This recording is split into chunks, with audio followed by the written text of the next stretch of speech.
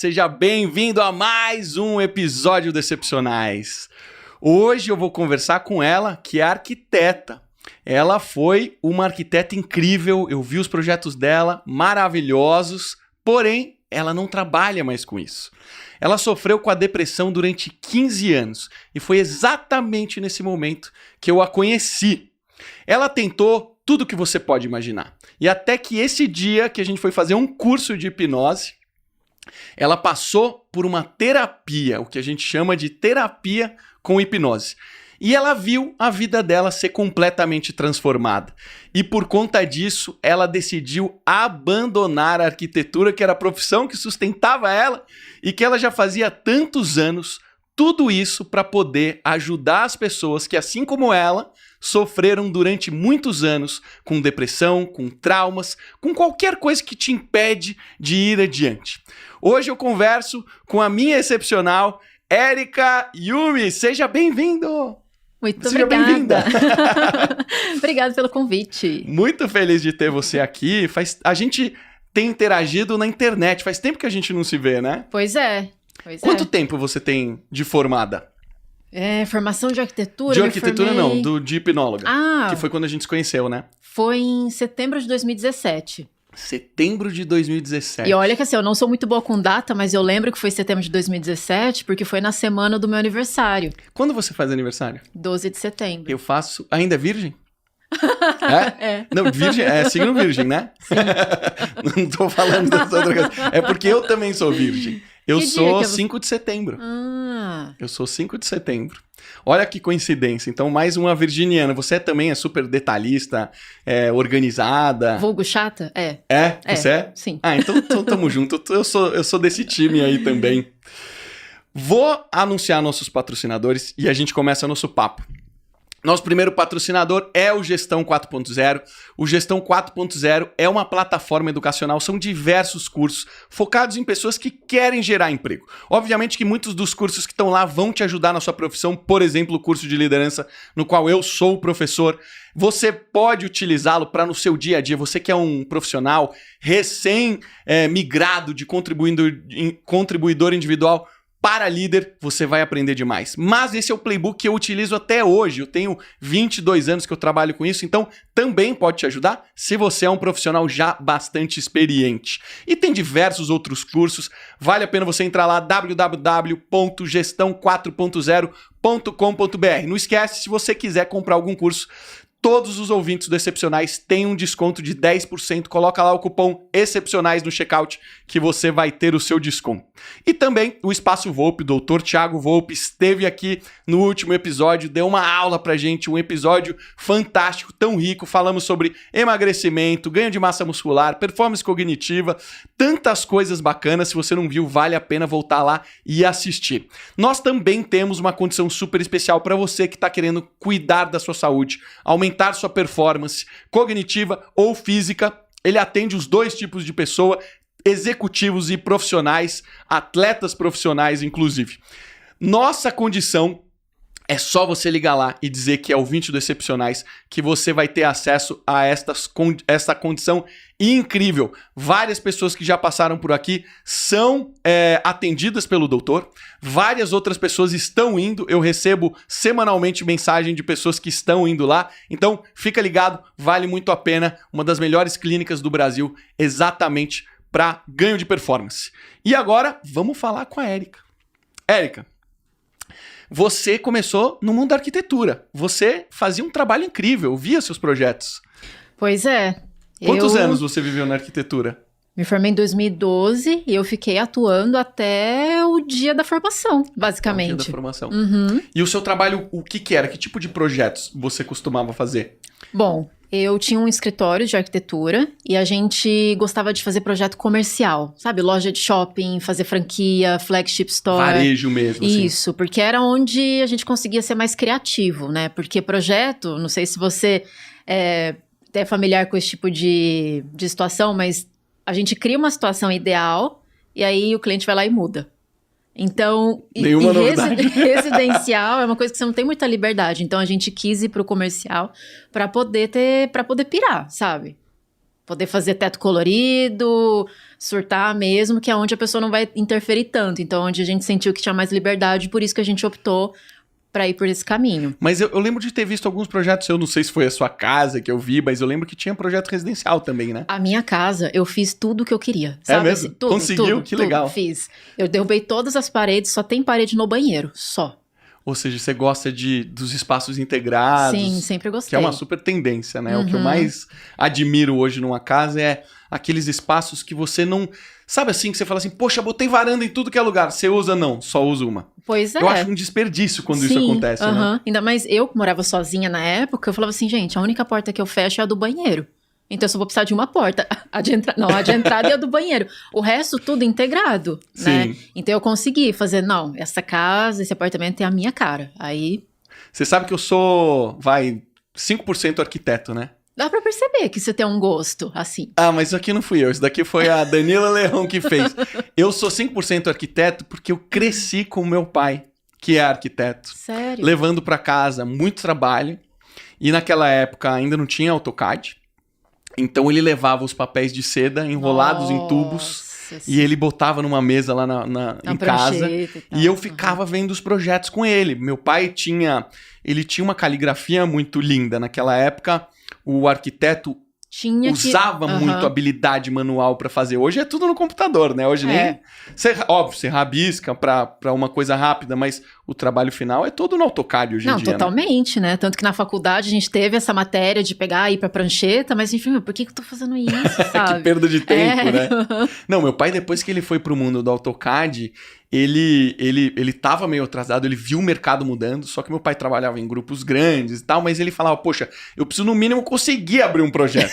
Porque antes o cara imprimia pra mim, eu esticava em casa e eu tava conseguindo entender o que é esse espaço. Mas o que eu achei mais legal do AutoCAD é que você tem tudo ali. Você consegue ver elétrica, você consegue ver hidráulica, você consegue ver outras perspectivas, você consegue dali fazer o 3D, né? Não, tudo. Mudou o jogo, Hoje né? mudou demais. E ainda assim, eu tô meio dinossauro, porque eu já tô ultrapassada, mas tem tecnologias agora que você clica, ele já sai a quantidade de material, o valor. Caramba, tudo, sério? sério. Que demais isso. Então, assim, já... Eu tenho um pouco... Eu sou bastante autodidata. Tudo eu quero aprender. Então, se você perguntar assim... Eu aprendi fotografia, eu aprendi edição de vídeo, eu aprendi todos esses equipamentos que estão aqui. Tipo assim, o Gabriel, me ajudou, me apresentou uma pessoa, mas no fim das contas eu fiz na raça, né, Gabriel? Acabei fazendo na raça, eu tive que aprender essas coisas. Então eu fui fazendo curso. E uma das coisas que eu senti falta, que eu queria, era saber mexer num projeto para eu poder simular as coisas, sabe? As ideias que você tem. Sim. Então logo mais um dia ainda vou pegar algum sketch. Parece que tem uns AutoCADs mais para leigos. SketchUp, que eu vou tentar... você manja, então, né? Eu nunca mexi nele, mas os meus amigos, que são engenheiros de software, assim como eu, mexem nisso. Então o Rodrigo Mamute, que trabalha comigo, ele fez o projeto do escritório dele sozinho no SketchUp. Então a sala que a gente vai montar aqui em São Paulo, eu que fiz. Então esse que é o gostoso, sabe? Você vai lá, mexe e tal. Inclusive, eu escolhi fazer arquitetura por causa do The Sims. É sério? Do joguinho, sério. Falei, você era excelente no The Sims. Não, demais. Eu falei, eu gostando desse negócio aqui de ficar construindo. Falei, acho que eu vou fazer arquitetura. O The Sims eram as cidades, né? Esse é o SimCity. O The Sims é aquele que você simula a vida das pessoas, sabe? Esse eu nunca joguei. Eu jogava SimCity. Esse é mais manipulador, assim, sabe? Você consegue influenciar a vida das pessoas. Você cria personalidade, cria casa, sabe? Aí tinha aqueles códigos pra você ter dinheiro infinito, assim. Então, aí eu passava horas jogando aquilo. Eu falei, acho que eu gosto de criar, gosto de... Porque você já pensou que o arquiteto, ele tem um pouco dessa coisa do controlador, né? Tem. Porque você define como a pessoa vai morar, pra onde ela vai andar, onde que ela vai fazer o uso daquilo. Então é uma coisa meio controladora, sabe? É uma baita responsabilidade, né? É uma baita responsabilidade.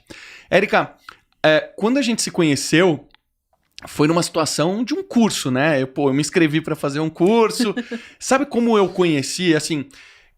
O Pyong tava começando a fazer maior sucesso. Sim. E aí eu falei, cara, não é possível que a hipnose já tá nesse nível. E ele fez uma hipnose que é uma hipnose de palco, digamos assim. A gente chama de hipnose de palco, né? Que ele mostra o poder da hipnose pra diversão das pessoas. Que não tem nenhum problema nisso. Mas esse curso que a gente fez não era pra isso, né? Não, você falou exatamente a mesma forma que eu conheci hipnose. Ah, foi assim? Foi assim. A minha irmã me apresentou um vídeo dele, ela falou assim, olha esse negócio aqui. Eu olhei e falei, capaz. Não é possível Não, que eu não acreditei. Só que daí ele falou assim, não, peraí, tem muita gente vendo. Alguma coisa tem que ter. Mas no começo, eu confesso que eu olhei e falei, eu duvido, esse negócio é possível, encenado, né? Eu não acreditei. Mas foi assim também que eu conheci hipnose. E esse curso que a gente fez, o que é ele? Então, na ocasião, né, vi os vídeos lá, e aí o que me chamou a atenção? A chamada, no final. Isso aqui não é só pra fazer o pessoal ver artista e comer cebola achando que é maçã, não sei o que e tal. Isso aqui também serve pra tratar coisas como depressão, ansiedade e uma única sessão. Eu falei, não. Super eficiente, né? Eu falei, não, duvido. Eu falei, não é possível. Porque se fosse verdade mesmo, isso seria muito mais divulgado, né? Sei lá. Só que ficou aquela pulguinha atrás da orelha, sabe? Porque eu tinha depressão, vários outros sintomas. Tentei tratar de todas as formas que você imagina. E quando eu falo todas, é todas. Que você já imagina. Você foi médico, psiquiatra, tomou remédio. Benzedeira, tudo que você imagina. Falei assim, Érica, vai Não, que é conta mais. Benzedeira, o que mais que você tentou? Assim, você começa pelas vias tradicionais, né? Então, quem tem dor de dente vai no dentista. Quem tem não sei o que lá, vai em outro profissional. Eu tinha uma condição de uma questão emocional. Então, você vai no psicólogo, beleza. Cara, não dá pra falar que eu não tentei, porque eu fiz 10 anos de terapia. 10 anos de terapia. 10, assim, trocando de terapeuta de tempos em você foi trocando, não foi fui. sempre o mesmo. Fui porque teve uma que me demitiu. Como é que é isso? Você não tem jeito? Não, foi assim, eu contava a minha história, né, aí você se acostuma com o terapeuta, ela já te conhece, tudo mais, só que assim, vão acontecendo coisas durante a semana, e daí você chega e fala, não, porque aconteceu tal coisa, aí meio que o assunto que você foi já vai ficando pra trás. E aí, toda vez que a gente tocava no assunto que era a minha questão, eu falava assim, cara, eu não aguento mais falar sobre isso, sério. Nem eu aguento mais ouvir a minha própria história. E ela me falava coisas que, assim, racionalmente fazia muito sentido. Do tipo, cara, você tem que deixar isso pra trás, né? Já foi, agora é outra vida. Eu sei, mas cadê o botão que aperta, que faz isso? Não é tão simples assim, né? O botão do perdão. Cadê o botão do perdão, sabe? Esquece isso. Aí um dia ela falou assim, Érica, então não tem mais o que eu posso fazer com você, eu sinto muito. Nossa, nesse dia eu me senti assim. Eu falei, então não tem mais jeito. Então acabou, porque se o profissional da mentalidade tá me dizendo que eu não tenho mais jeito, então já era. Isso foi sua primeira psicóloga? Foi, eu acho que a minha segunda, né? E eu já tinha passado por outra. Aí eu falei, tá. Quando eu fui tentar uma terceira vez, eu falei, tá, eu vou começar tudo de novo. Eu vou contar toda a minha história. Eu falei, meu Deus, é pesado, sabe? né? É muito. É pesado. A gente chega uma hora, cansa, né? Muito. Porque você tá frente a frente com um problema. Eu já fiz terapia. E às vezes realmente você cansa, que você fala assim, cara, não aguento mais. Às vezes você sente, é mais fácil eu desistir, né? Eu não sei se você teve essa sensação. Sim. Fala assim, cara, tá tão difícil que é mais fácil desistir. Eu não quero mais olhar pra esse problema, vira a página e meio que joga pra debaixo do tapete, né? É bem isso. E daí eu começava a achar assim, nossa, eu devo ser muito frescurenta, eu devo ser muito mimizenta, né? Que o pessoal fala assim, porque eu escutava muito assim, pô, Érica, você teve a oportunidade de estudar nas melhores escolas, você tem pai, tem mãe, tem teto, tem comida, tem saúde, tem gente que tá embaixo da ponte, não tem a metade do que você tem, ia dar tudo pra ter sua vida e você tá reclamando? Aí eu falava, putz, cara, é verdade, sabe? Mas aí vem mais pressão ainda, pior. Né? Não ajuda nada, né? É pior. E aí até que, quando teve a sugestão de medicação, né, que falou assim, olha, eu acho melhor você procurar um psiquiatra e tudo mais, tudo que eu não queria era tomar remédio. Só que chegou um ponto que o sintoma começou a ficar tão forte, né, da depressão, da insônia, tive ansiedade também, desenvolveu para uma síndrome do pânico, eu não conseguia entrar em elevador sozinha mais, né, até para ir pro trabalho, teve uma época que minha mãe até me acompanhou. Né? Então você tava com uma síndrome do pânico braba, né? Isso é a síndrome do pânico. Cara, você não horrível. consegue exercer suas atividades básicas, né? É horrível. E assim, não sei se você já teve período de insônia, ou pelo menos, acho que todo mundo, né? Já teve uma noite que não conseguiu dormir. E você sabe como que você acorda no dia seguinte, né? Você fica um caco. E aquilo começou a me prejudicar muito no trabalho. Inclusive, assim, eu sabia que eu estava prejudicando o meu escritório de arquitetura por causa disso, porque meu sócio não tinha nada a ver com isso, os clientes não tinham nada a ver com isso, e eu estava acabando com o lugar, né? Aí eu tive que tomar remédio, não teve jeito. E assim, eu, sem brincadeira, uma vez eu olhei o meu armário das caixinhas que eu já tinha tomado, porque você sabe que tem um período que você vai se adaptando e vai vendo se aquele é o medicamento pra você, se não der, você troca. Nesse troca-troca todo, eu já cheguei a ter 25 tipos de remédios assim no meu armário. Porque não é tão fácil do médico entender qual que é a dose, cada pessoa é única, né? Então leva um tempo. E não é que você testa isso em questão de dias, né? Você precisa tomar meses. Aí depois você fala, putz, ainda não tá funcionando. Puta, vamos tentar outro, né? Porque tem os efeitos colaterais. Às vezes você fica muito letárgica, às vezes você fica muito excited, né? Muito animada. E assim, um dos efeitos que eu não gostava é que exatamente isso que você falou da letargia. Tá, tinha um que assim, beleza, não tô mais triste, mas também não sentia mais nada. Ficou fria, sem emoções, né? Não, parecia que se minha mãe morresse na minha frente, eu não ia sentir nada. Não ia sentir nada. Eu falei, cara, eu não quero viver desse jeito, sabe? E aí, tudo que o pessoal começou a falar, Érica, vai lá na fulana que lá é bom. Eu ia. Você... Porque tem épocas que as pessoas falam assim, não quero mais escutar nada, não quero mais nenhuma sugestão. Você tava numa fase quando você tava escutando, falou, vamos nessa, preciso buscar alguma coisa. Vamos. Até coisa que era meio esquisito, assim, sabe? Então, eu fui em todas as terapias alternativas, tomei passe, fui na benzedeira, falaram que era falta de Deus no coração, daí eu comecei a orar mais também. Fiz tudo, até que o meu limite foi o seguinte... a cidade onde eu morei muito tempo, né, que é Londrina, no Paraná, eu falo que lá tem de um tudo, nessa questão de coisas alternativas, sabe? Aí um dia falaram assim, Érica, vai num lugar que é bom. Eu só fui. Aí eu cheguei lá, era uma casinha, assim, sempre é à noite essas coisas, né? E é numa casinha escondida, não sei aonde e tal. Cheguei lá, pego uma senha, senta, de repente comecei a olhar em volta, assim, e tinham quadros de imagens de extraterrestres. Aí eu falei, eu acho que agora tá passando um pouco do limite. Eu acho que agora tá passando um pouco, sabe? Eu falei, não, cara, não é possível. Eu falei, agora acho que deu. Aí foi minha última tentativa, assim, e tal. E aí, a minha irmã mostrou um vídeo pra mim, do Pyong, né, fazendo aquelas hipnoses. E essa chamada no final, né, de dar pra tratar. Eu falei, vamos ver qual é que é. Coloquei lá no Google, vamos pesquisar, onde tem uma escola que ensina isso. Foi onde a gente se encontrou no treinamento de hipnoterapia. Sim. E era um curso, eu lembro que era um curso de mais ou menos 7 dias. Foi... 7, 8, não. São 8 dias. São 8 dias. Eu lembro que foi um curso super intenso. Eu tirei férias para poder fazer esse curso. Quase todos os cursos que eu fiz, ou tinha objetivo prático no lugar que eu trabalhava, ou era autoconhecimento. E nessa época eu estava enlouquecido por autoconhecimento. Porque a Renata, minha mulher, tinha um nível de autoconhecimento que eu não tinha. A gente não conseguia conversar sobre coisas profundas porque eu não entendia o que ela falava. Eu era um cara que eu me achava muito resolvido, que eu não tinha problemas, etc. E aí, na hora que eu ia conversar com ela, ela era cheia de problemas. E a verdade não era essa. Todo mundo tem problemas. Acontece que o homem, ele é criado pra não... ele sempre tem que ser forte. Homem não pode chorar. Então, assim, sabe? Homem não chora, então você engole o choro. Isso é frescura. Isso é frescura, para com isso. Então você aprende a ter que ser forte, mesmo na dificuldade. Eu era um menino muito bobão no começo, eu apanhava de todo mundo. Então eu chegava em casa chorando, o menino me bateu. Eu apanhava, minha mãe me batia. Sério?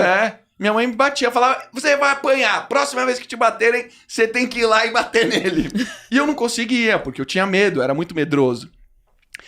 E eu sei que na infância essas coisas são arrastadas pra idade adulta, né? Então, quem nunca se aprofundou no autoconhecimento, eu digo que acaba vivendo uma ilusão, né? Total. Porque você não conhece profundamente a sua vida. Tem gente que eu converso que pensa pessoas exemplares, incríveis, as melhores nas suas profissões, mas nunca buscaram autoconhecimento.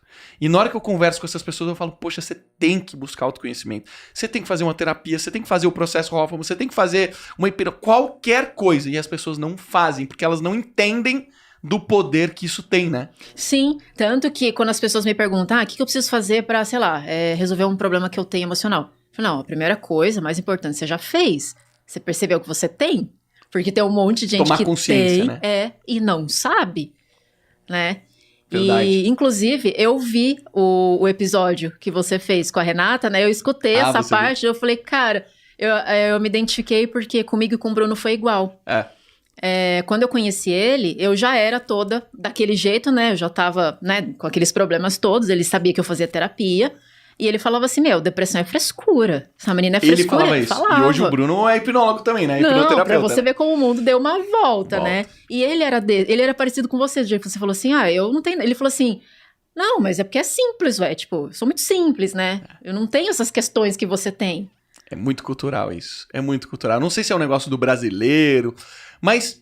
Aí você viveu 15 anos com isso. Imagino que isso deva ter sido muito difícil pra você. Você foi cair lá no curso de hipnose. E lá no curso de hipnose, pra quem não sabe, esse curso especificamente, primeira coisa que você quer quando você chega no curso é ter a experiência. É viver a experiência. Uhum. E lá não é uma hipnose que te ensina a fazer... essas brincadeiras que o Pyong faz. A gente aprende a técnica, inclusive a gente foi na Paulista, esse curso foi próximo da Paulista, e a gente foi na Paulista hipnotizar as pessoas na rua, fizemos brincadeiras, etc. Mas o curso não é pra isso. O curso é de fato pra você se tornar um hipnoterapeuta. O que é o hipnoterapeuta? Bom, então, primeiro a gente precisa entender o que é hipnose, né?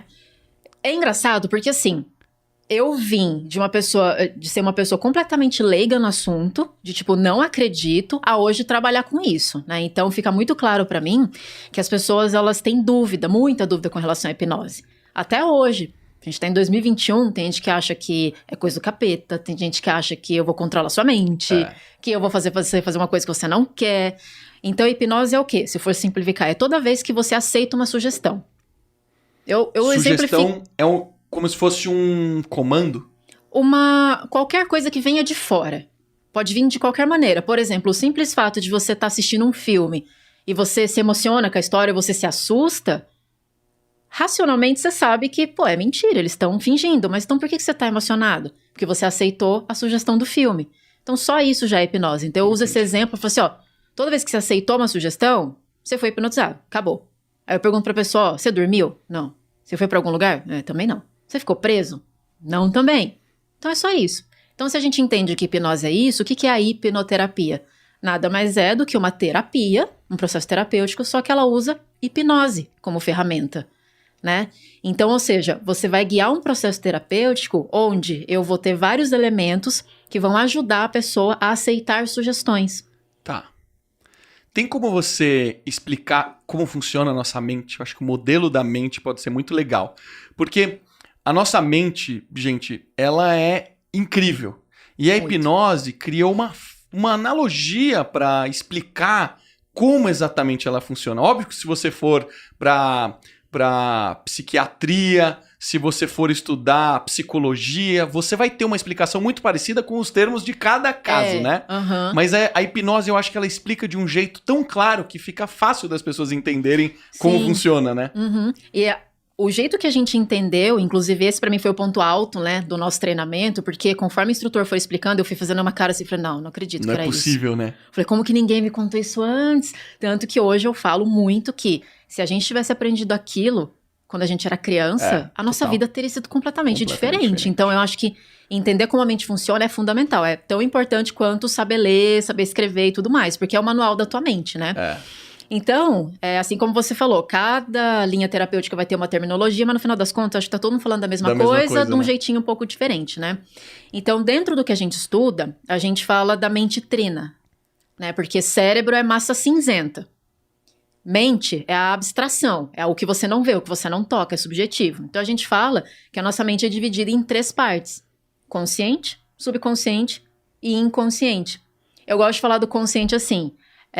consciente é como se fosse a nossa advogada, sabe? Ela vive defendendo a gente de tudo.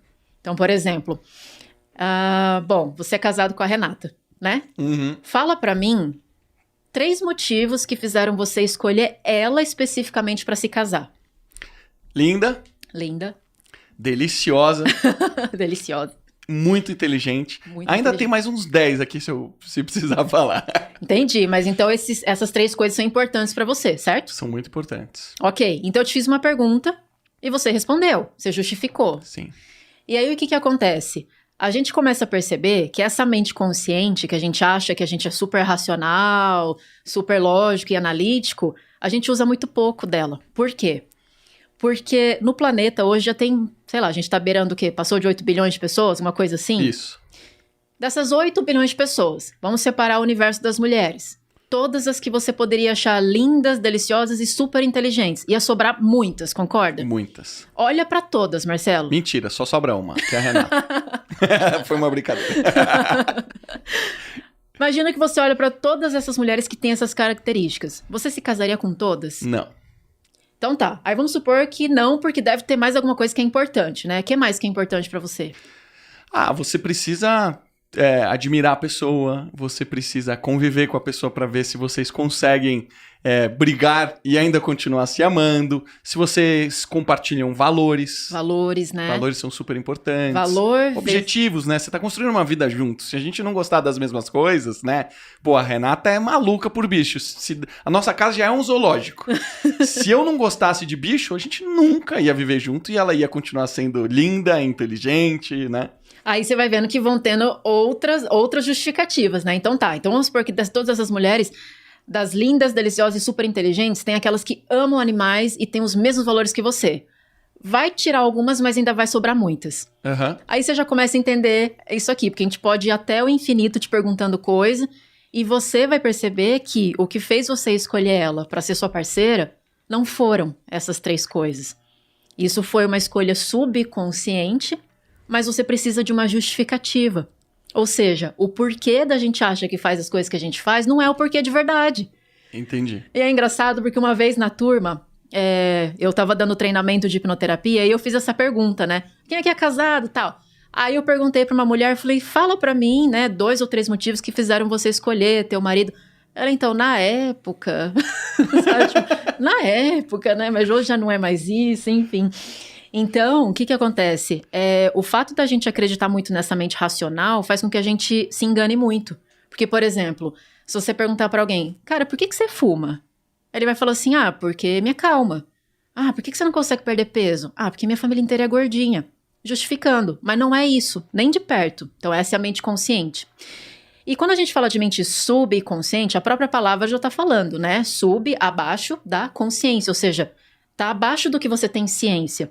E é muito bizarro quando a gente começa a perceber que mais de 90% do nosso conteúdo mental, a gente não tem ciência. Porque está no subconsciente. Exatamente. A gente acha que sabe, mas a gente não sabe. E quem comanda as nossas decisões é essa mente subconsciente. E essa mente subconsciente ela é altamente emocional. Por isso que eu falo, nós somos seres emocionais que têm lapsos de racionalidade. Porque se a gente fosse racional de verdade, a gente nunca teria problema. Nunca. Simples assim. Porque seria quase que lógica, né? Que nem você tá falando assim, por que isso? Por causa disso. A gente tem a resposta pra tudo, né? Mas existe algo ali por detrás que não é tão simples assim, né? Sim. Aí uma vez eu tava conversando com uma pessoa que ele tava batendo. Assim, ele falou, não, eu sou racional. Todas as decisões que eu tomo são com base na lógica e no raciocínio. Eu sou assim, eu sou zero emoção. Fiz essa pergunta pra ele, né? Por que você casou com ela? Ele falou, por causa disso, disso. Eu falei, então, se foi por causa disso, você pode encontrar qualquer uma aí na rua. Opa! E casa com ela dele. Ué, não, por quê? Entende? Né? Então, essa mente subconsciente, que é quem a gente é, eu falo que lá tá a programação de tudo que você é hoje. E qual que é o detalhe? Essa mente, ela tem função de proteção. Porque qual que é o objetivo da nossa mente? Manter a gente vivo, né? A gente precisa sobreviver com o mínimo de energia e reproduzir. É para isso. Só que como que ela protege? Ela protege através de sintoma, porque não tem uma boca que sai e fala com você, né, para se comunicar. Então, a única estratégia que a mente encontrou para se comunicar com você é através dos sintomas. E aí, o que é sintoma? É tudo que você sente, não importa se é emocional, se é físico. E às vezes, quando eu falo assim, olha, para hipnoterapia, tanto faz o nome do sintoma. Érica, mas e diabetes? Não é sintoma? Mas e dor de cabeça? Mas e ansiedade? Tudo que você sente é um sintoma e tem uma causa. E é uma forma da tua mente te proteger. Essa foi a parte que me pegou no treinamento, porque eu falei assim, não faz o menor sentido, porque como é que a minha mente tá querendo me proteger com a depressão, que tá me fazendo mal pra caramba, né? Isso não tem lógica. Justamente ela não tem lógica porque a gente é comandado por uma mente que não pensa. Ela não tem lógica nenhuma. E aí, a analogia que eu faço é assim, faz de conta que o subconsciente é uma mãe super protetora, você é o filho único dela e o objetivo da vida dela é manter você vivo, custe o que custar, mesmo que você não goste. Porque é ou não é que a mãe, ela vai proteger o filho mesmo que ela faça alguma coisa que ele não queira. Se ela acha que é pro bem, ela não vai parar. E outra coisa, se você estiver protegendo teu filho e alguém entrar no meio, o que acontece? Ela vai pra cima mais forte ainda. Opa, furiosa. Por isso que bater no sintoma não adianta, né? Então, assim, claro que medicamento é necessário em vários casos, sim. Mas essa sentença de você vai ter que passar o resto da tua vida tomando remédio, isso aqui não tem cura, isso aqui não tem jeito, você nasceu assim, você vai morrer assim, eu acho uma das sentenças mais cruéis que pode se dar pra uma pessoa, que foi o que eu ouvi. Eu escutei assim, o teu cérebro tem problema, o teu sistema, você não produz serotonina, alguma coisa assim, isso é orgânico, é seu, você vai ter que tomar remédio pro resto da sua vida. Eu falei... Este foi o diagnóstico de um médico ou de algum especialista? Foi. Fora que uma vez também eu fui num outro psiquiatra e ele, assim, eu entrei, aí ele ficou olhando pro computador dele e ele foi só fazendo umas perguntas pra mim. Uma delas era assim, com qual frequência você fica triste? Eu falei assim, meio que todos os dias. Tá. Quantas vezes por semana você pensa em se matar? Eu falei, é assim? Aí eu respondi, aí ele imprimiu, eu falei, tá, pronto, isso aqui é o teu remédio. Sério? Eu falei, é assim, sabe? Baseado em quantas vezes por semana eu penso em me matar, nossa. Então, quando eu falo isso para as pessoas, olha, o teu sintoma, por mais que você não goste dele, tá aí com a melhor das intenções. Por quê? Por exemplo, o meu caso, né? O que aconteceu comigo? Quando eu era pequenininha, a gente vai para a primeira série lá com 5 ou 6 aninhos, né? Fui para a primeira série e, assim, você chega lá, você vai querer fazer amigos e tudo mais, e eu comecei a passar por bullying. E foi gradativo, assim, sabe? Foi primeiro pego uma coisa minha, depois pego o lanche o dinheiro do lanche, depois manda eu fazer uma coisa, depois manda eu fazer a tarefa, depois manda eu carregar a mochila. E foi aumentando, até que eu fiquei lá, acho que dos 5, 6 aninhos até mais ou menos uns 11.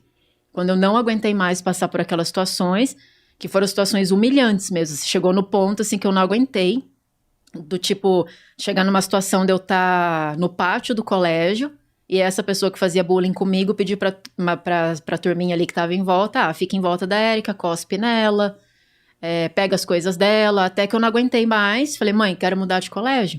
Caramba. Só que o que acontece? Quando eu mudei de colégio, aí que você vai entendendo depois, né? Que eu já tava com a programação de me submeter a essas situações. Eu já aprendi aquilo. Por quê? Tem uma parte da nossa mente que chama fator crítico, né? Que ela protege a programação subconsciente. Ela é a mãe. Ela é o filtro da mãe. É o filtro da mãe. É o filtro da mãe. Eu falo que, assim, quando a gente não nasce com o cérebro pronto, né? Tanto que a gente fica com a moleira aberta por um tempo para dar espaço para a última parte do nosso cérebro se formar, que é justamente o que equivale a esse filtro. E o que esse filtro faz? Até mais ou menos uns 7 ou 8 anos de idade, aí varia de acordo com a maturidade de cada um, mas é mais ou menos isso. Então imagina lá, 8 anos de idade. É o tempo que a gente tem para se programar. Então, tudo que você escuta, tudo que você passa, tudo que você aprende, entra na tua mente, você não tem escolha sobre isso. É por isso que 100% dos casos que eu atendo, quando você vai buscar a causa do sintoma, tá na primeira infância. Quando é a primeira infância? Até mais ou menos uns 8, 9 anos. Do 0 aos 8, 9 anos de idade. Eu te diria que do menos 0, porque desde a barriga da mãe. Desde a barriga da mãe, né? Isso porque influencia, né? A partir do 3º ou 4º mês de gestação, o feto já começa a ter a formação do tronco cerebral, então ele já começa a ter percepções. Aí os pais falam assim, mas a criança não tá entendendo o que eu tô falando. Não é entender, mas ela já tá sentindo aquele momento, né? Então, desde a barriga da mãe até uns 8 anos de idade, você tem esse intervalo para definir o adulto que você vai ser. E aí, então, o que acontece? Eu fui mudando de colégio sucessivamente e eu continuei passando por essas situações. Eu falava, caramba... Mesmo em outros colégios. Mesmo em outros colégios. Ou e seja, hoje eu entendo. Você já estava programada, você já estava aberta para aquilo acontecer e quando aconteceu... Exato. Tipo assim, era mais do mesmo. Simplesmente você aceitou. Sim. E aí, o que acontece? O que a mente subconsciente faz, né? Então tá, eu preciso proteger a Érica. O que ela fez? Entendi.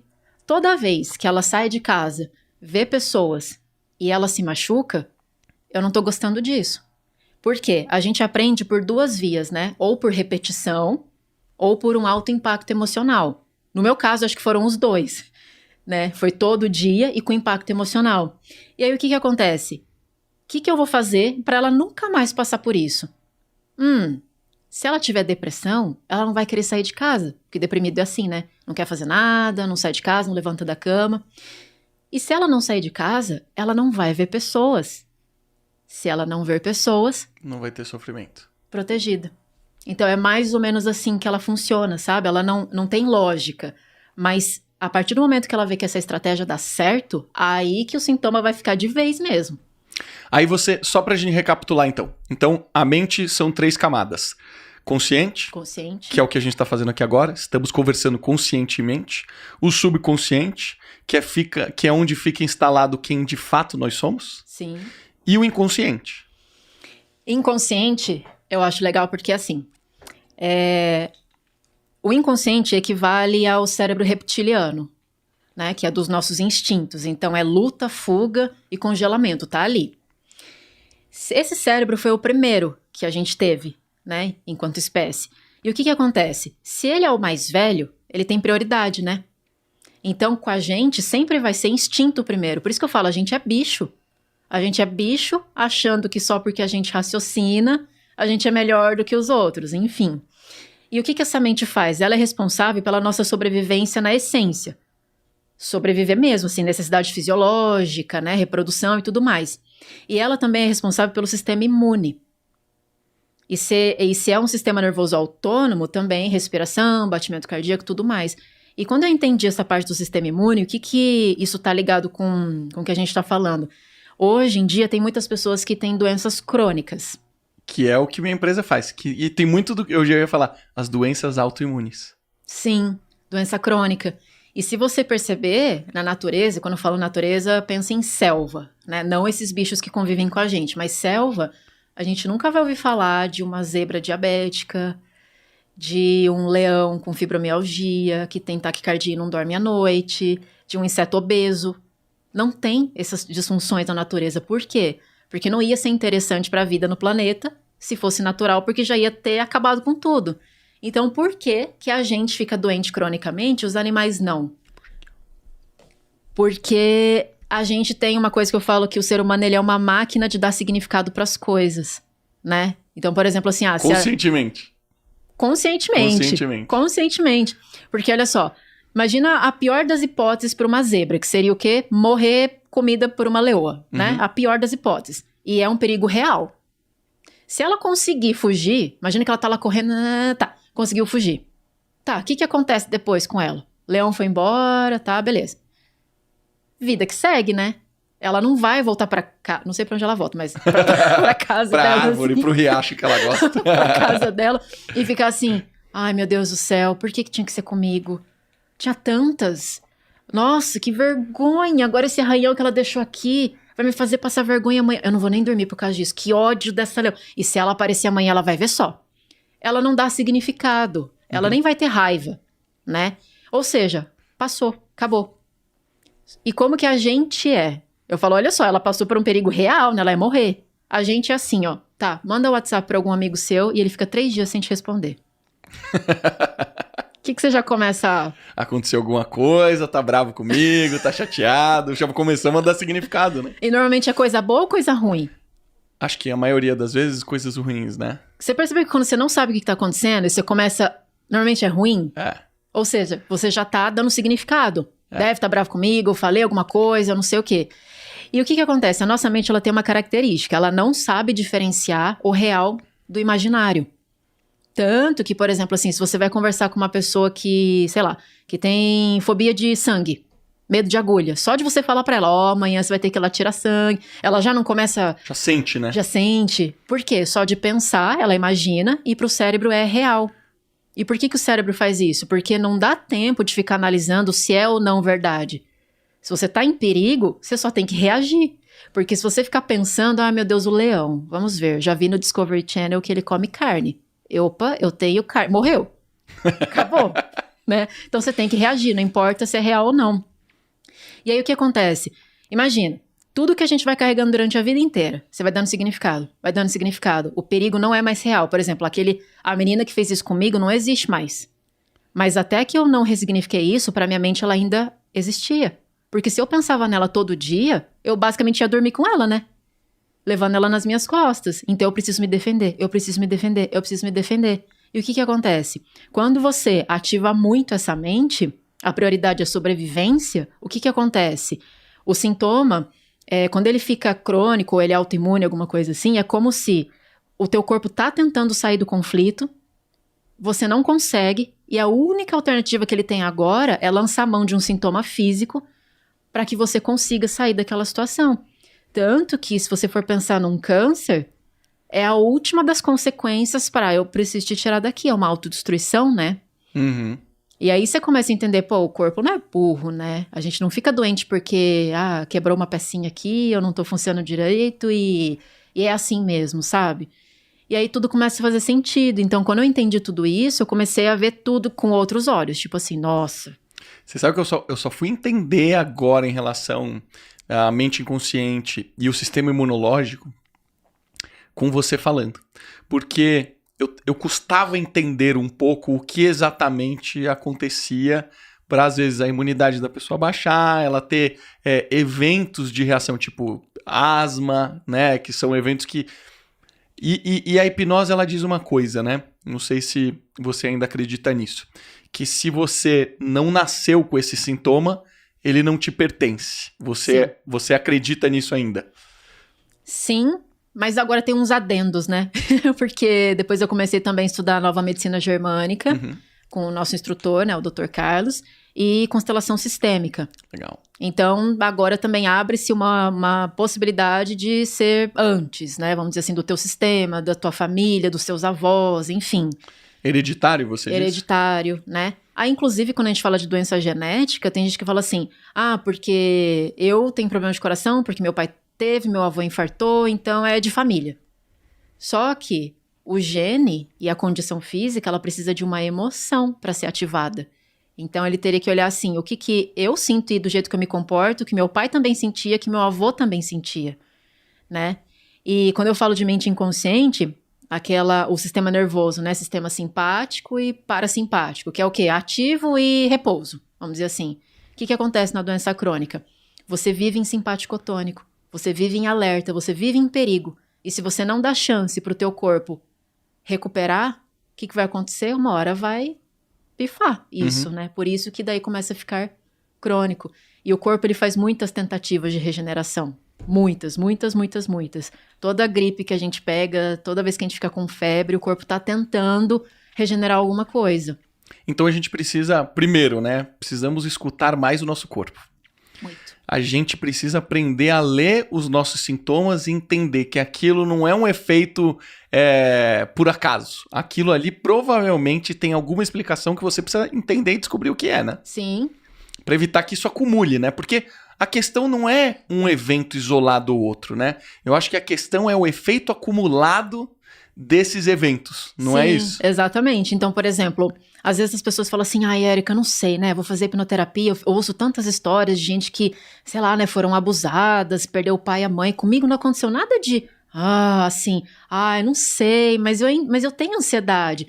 Então, não é essa coisa tipo, nossa, precisa ter acontecido uma coisa catastrófica com você, né, o alto impacto emocional. Às vezes, uma coisinha, mas que foi repetida por muitas vezes, sei lá, uma criança, por exemplo, que fica ouvindo assim, eu falo que os top causadores de trauma, assim, né, tem pai e mãe, e depois a escola, né, com os professores. Da professora falar assim, isso aqui você não vai dar conta, você não vai conseguir, você tem problema de aprendizado. Aí se ela ficar escutando isso todo dia, não foi um tapa na cara. Ela aceita, né? E a criança, a criança tem um fator crítico. Ela tem informação.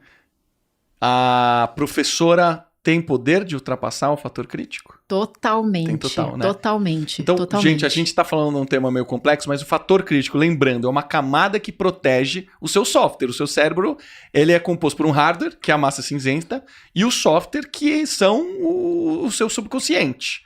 Os aplicativos lá. 30 anos de idade, eu vou fazer 40 anos de idade, eu tenho 39 anos de história. É verdade que a gente não perde absolutamente nada do que a gente viveu? Essa informação não é verdadeira de acordo com a neurociência, né? Tá. Por quê? O cérebro, ele precisa otimizar as informações. Então, não é que ele não perde nada. Ele vai guardar aquilo que ele acredita que é importante para ele. Certo. né? Então, normalmente, são informações emocionais. Você já percebeu que, por exemplo, que as memórias que você tem mais facilidade de lembrar são as Demais. que teve mais Teve emoção. algum evento emocional. Inclusive, você estava falando de professor, eu lembrei de um evento que eu não lembrava há muitos anos. Eu estudei num colégio chamado Júnior, esse colégio era perto da Paulista, e eu me lembro de... Era muito pequeno, eu não lembro quantos anos eu devia ter, mas suficiente para eu ter consciência. Eu chuto que alguma coisa em torno de 5 a 7 anos. E eu lembro que uma dessas professoras, que eu não me lembro qual, ela era uma pessoa extremamente rígida. Extremamente rígida. As pessoas pediam pra ir no banheiro, as criancinhas pediam pra ir no banheiro, e ela não deixava. E aí eu me recordo de uma cena que pra mim foi chocante, que eu não sei se era um menino ou uma menina que tava na minha frente, levantou a mão, professora, posso ir no banheiro? Ela falou, não, vai ter que esperar a hora do intervalo. Daqui a pouco eu olho pro chão, porque eu tô escutando um barulho de água, e eu olho pro chão, a criança fez xixi nas calças. E isso acontecia, mas com uma frequência que você não acredita. Sério? E uma criança, ela não tem o poder de falar isso. Porque se eu tomasse consciência da gravidade dessa situação, eu teria falado com a minha mãe. Quando que eu fui falar com a minha mãe? Quando a professora me bateu. A professora pegou minha orelha, me puxou pela orelha e doeu muito. Eu lembro que eu chorei e esse dia minha mãe sempre perguntava, alguém bateu em você? Alguém encostou em você? Alguém não sei o que lá? Então, pais, fiquem atentos. Tem que fazer essas perguntas para os filhos, porque os filhos não falam isso conscientemente. Minha mãe me perguntava, aconteceu alguma coisa? Eu falei, sim. A professora pegou aqui minha orelha e fez assim. Pronto, aí minha mãe foi na escola e aí ela rodou a baiana, literalmente que ela é baiana mesmo, nascida na Bahia. E eu acabei eventualmente saindo desse colégio. Mas eu fico imaginando o quanto dessa professora traumatizou essas crianças, né? Não, total. E aí, são elas que eu atendo hoje, inclusive, né? São esses adultos que talvez tenha passado uma delas. Muito obrigada, professores. É graças a vocês, né, que a gente tem quem atender hoje. Érica, quando você passou pela hipnoterapia, você foi muito corajosa, porque a primeira hipnoterapia que você passou foi na frente da turma inteira, né? Cara, você acredita que eu ouvi isso também de outras pessoas da turma, mas eu não entendia por quê? Por que você foi corajosa? Eu não entendia por quê. Não, eu achei que você foi muito corajosa, porque a hipnoterapia, ela toca assuntos muito delicados, muito profundos. Óbvio que o Dr. Carlos, que é o médico, o neurocirurgião, que nos deu o curso, que nos ensinou esse primeiro passo da hipnose, ele foi muito cuidadoso a falar, pessoal, isso aqui é um ambiente seguro, vocês, né? Ele deu uma preparação para todo mundo. E todo mundo ali, a maioria das pessoas estavam querendo se profissionalizar nesse segmento, né?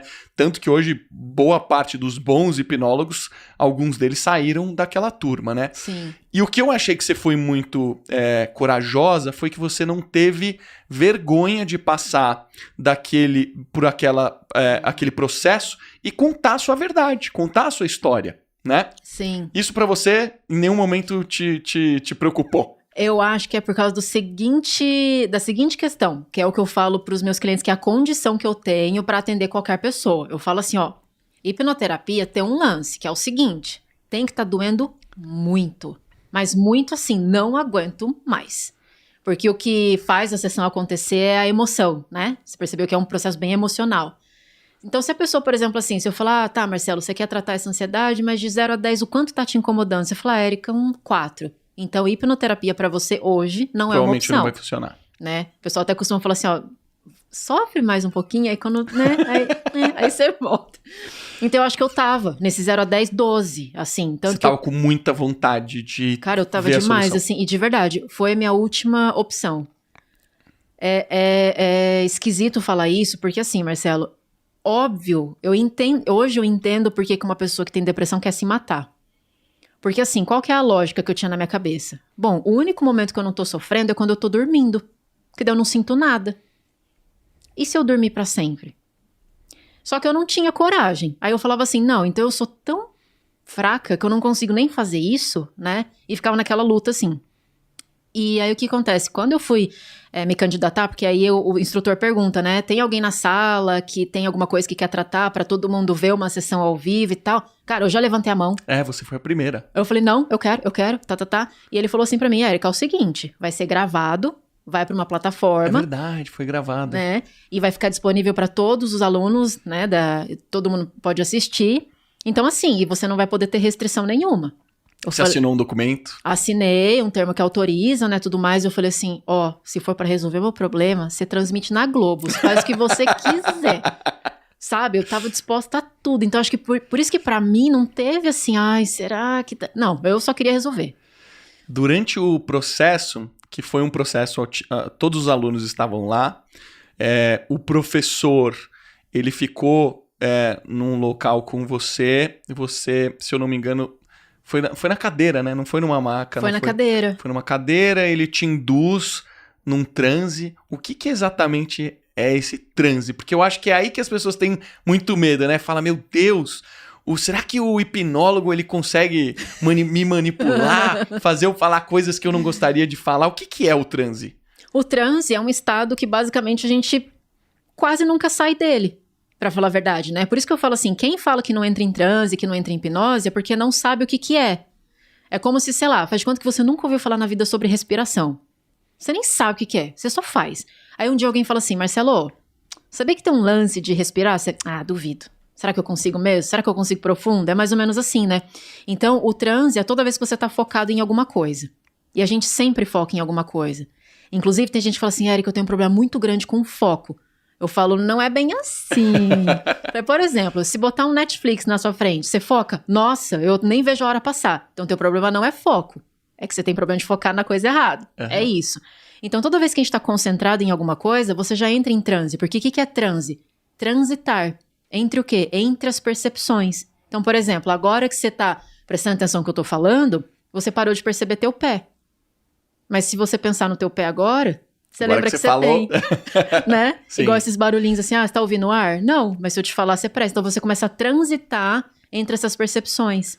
Isso é transe. Agora, quando eu tô voltando do trabalho, cansado, cabeça funcionou o dia inteiro, aquele estágio de estafa mental, eu já sei o caminho, eu já tô acostumado a dirigir.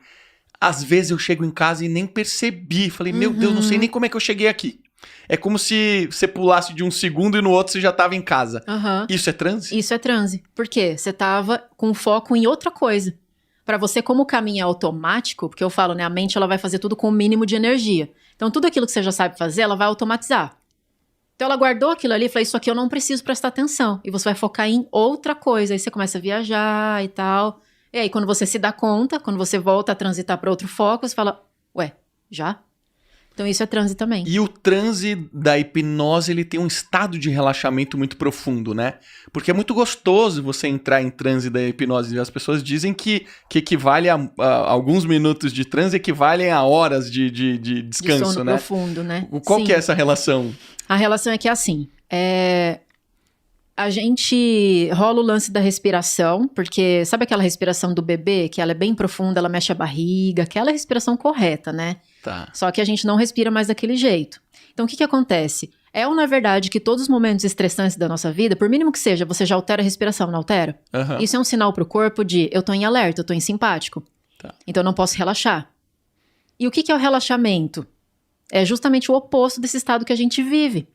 Então, quando você se permite respirar da maneira correta e ir relaxando cada vez mais, você vai para aquele estado onde você sai do alerta e você fala, nossa, que delícia, sabe?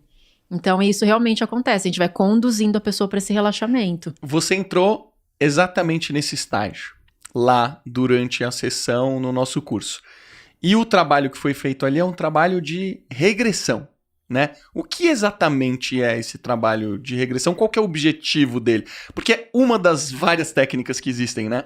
Sim, mas inclusive, Marcelo, depois que você começa a entender mais os mecanismos, você vê que não tem mais a necessidade de fazer aquele processo formal, sabe? De indução formal. Por quê? Se você entende o que atravessa o fator crítico, então, você falou do professor, né? Uhum. Professor, pai, mãe, médico, policial é autoridade, atravessa o fator crítico. Drogas, entorpecentes, atravessa um fator crítico. Susto, atravessa o fator crítico. Emoção, atravessa o fator crítico. A gente tem um monte de coisas que atravessam. Se você sabe de todas essas coisas que atravessam, você pode escolher qualquer uma delas para você levar a pessoa para o transe. Entendi. Mas, na sessão de hipnoterapia, classicamente, a gente faz a indução por relaxamento. Tá. Mas, por exemplo, na minha sessão, eu não faço mais isso. Eu faço por emoção. Por emoção, que é Então, super funcional. Eu já começo a cutucar, a pessoa já estoura, pronto, fecha o olho e vai, né? Aí vai o quê? Pra regressão. Aí tem gente que fala assim, nossa, será que eu vou conseguir regredir? Né? E tá muito ligado também à terapia de vidas passadas. As pessoas atrelam muito, né? Hipnoterapia, tudo isso. E eu falo que regressão, a gente também faz isso o tempo inteiro. Tudo é estado natural da mente. Então, por exemplo, já aconteceu com você, de repente você passa no lugar, aí você sente um cheiro de uma comida. Aí você fala, nossa, minha avó fazia uma comida que lembra muito isso. E na casa dela, eu brincava com os meus primos, sabe? Você lembra um evento de anos atrás, né? Então o que você está fazendo? Você está regredindo uma memória. Isso é regressão. Isso é regressão. O simples fato de você lembrar o que você fez ontem, você não tem que regredir uma memória? Sim. Isso é regressão. Só que como a gente nunca fez isso de um jeito técnico, guiado, né? Então as pessoas falam, meu Deus, será que eu vou conseguir? Ou seja, a pessoa já tem essa habilidade. É inerente, todo mundo faz. Todo mundo faz. Todo mundo faz. E quando você fala que a emoção... A gente falou aqui agora há pouco. A emoção... Quando você tem eventos na sua vida que teve algum tipo de emoção muito grande, seja negativa, seja positiva, provavelmente é um evento que te marcou muito. Sim. E isso vai ficar na sua memória. É exatamente por esse motivo que você vincula com a emoção? Para você acessar quando ocorreu aquele evento? Porque olha só, quando eu tava falando lá da mente, o problema das pessoas não é racional, né? Não é lógico. Porque se fosse pela lógica, ele já tinha resolvido. Tanto que a gente sempre fala, se saber do problema resolvesse o problema, ninguém tinha problema. Né? Não Pois tá é. lá. Então eu falo pras pessoas, o teu problema não tá lá. Ah, Érica, mas eu já sei que meu pai fez isso porque era o que ele tinha. Mas eu já sei que minha professora... Você sabe, resolveu alguma coisa? Não. O teu problema tá no subconsciente. O subconsciente é o quê? Emoção. Então o que acontece? Toda vez que a gente tem uma emoção forte, você já percebeu que você não consegue raciocinar direito? É nesses momentos, né, que você fala o que não deve, aí depois, quando a emoção baixa, seu raciocínio sobe e você fala, nossa, não deveria ter feito. Então o que acontece?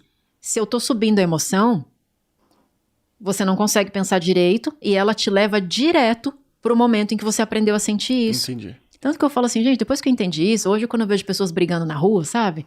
Outro dia eu olhei uma cena assim, tinha um cara, deu um totozinho no carro, né? O da frente já saiu nervoso, Furioso. assim. Eu falei, esse é o momento. É ali, eu vou perguntar pra ele, quando foi a primeira vez que você sentiu isso? Essa expressão de raiva pode estar ligado a algum evento do passado. É isso que você tá querendo dizer? Porque a nossa mente, ela só reconhece aquilo que ela já conhece. É todo mundo que, se alguém der um totozinho atrás do carro, vai sair transtornado e vai bater no carro de trás? Não. Por que aquele fez aquilo? Porque bateu com algum conflito emocional dele. Entendi. Né? E quando a gente identifica esses traumas, né? No fim das contas, são traumas, né? São traumas. Traumas do passado. Quando a gente identifica esse trauma, o que a gente faz? Por que a hipnose é tão eficiente em tratar? Porque você falou aqui, poxa, eu fiz 10 anos eu passei com um psicólogo durante 10 anos. E o trabalho do psicólogo é um trabalho de autoconhecimento. É de você recontar essas histórias, entender exatamente, escutar perspectivas diferentes, escutar perguntas que você nunca tinha sido escutado. Ou seja, é um processo que leva muito tempo. Sim. Não é do dia para noite. E todo mundo diz que quase todo trauma de hipnose é tratado em uma sessão. Sim. É verdade mesmo? Sim, é verdade. E como é que... O que acontece? Então, realmente, o fato que eu trouxe na sessão de hipnoterapia era justamente o fato que eu falava nas sessões de terapia tradicional, que era o bullying. Que eu já sabia que era um negócio forte pra mim, né? Então, assim, a terapia tradicional me ajudou? Sim, todas as que eu fiz colaboraram em algum nível. Só que eu oscilava. Melhorava, piorava. E aí, o que a hipnoterapia fez que foi o diferencial pra mim? Então, eu voltei naquele momento do bullying, né, com a pessoa que fez isso comigo. E naquele momento que eu tô com muita emoção, eu já não tô raciocinando muito bem, a gente vai seguindo os comandos, né, porque hipnose é sobre seguir as instruções. É verdade. E ele falou assim pra mim, eu quero que você agora se coloque no lugar da pessoa que fez isso com você. Nossa, cara, eu nunca tinha pensado nisso. Você nunca tinha pensado sob essa ótica? Nunca. Nunca, nunca, nunca. E assim, ele falou, porque... Para uma pessoa fazer isso com você, imagina o que ela não passava em casa, por exemplo. E eu nunca tinha pensado naquilo. Aquilo me bugou de um jeito. E principalmente a ressignificação, que todo mundo pergunta, Érica, o que é ressignificar, né? É trocar um significado pelo outro. Então, em vez de falar, nossa, que ruim que tá chovendo, que bom que tá chovendo. Então, o que aconteceu? O fato a gente não muda. Eu nunca vou deletar o fato de que eu passei por bullying na escola. Nunca vou esquecer, não é isso. Foi entender sobre outra perspectiva, que envolve o perdão, né? E pra mim isso fez diferença. Você deu um novo entendimento ao mesmo fato. Por quê? Porque eu achava que perdoar, eu tinha que aceitar o que ela fez. Eu tinha que ser amiga dela. Eu tinha que amar ela. Eu tinha esses conceitos de perdão que eu acho que ferra as pessoas, sabe? Porque é um perdão impossível. Eu lembro, inclusive, essa sessão foi muito forte pra mim. Eu me lembro bastante dela. Me lembro com alguns detalhes, porque alguns momentos me marcaram muito. Eu chorei, foi muito emocionante pra mim, assim. Me tocou profundamente, porque você tá vendo a sua interpretação dos eventos que aconteceram com você naquele momento. Então, pra mim foi interessante ver que em alguns momentos você tinha resistência pra perdoar. Eu lembro que teve 3 fatos que me chamaram a atenção, obviamente que eu não vou abrir aqui, mas num deles você... Eu não quero perdoar, né? Teve alguma coisa, eu não quero perdoar, que é o natural, né? As pessoas, eu não quero, essa pessoa me fez muito mal, por que eu vou perdoá-la, né?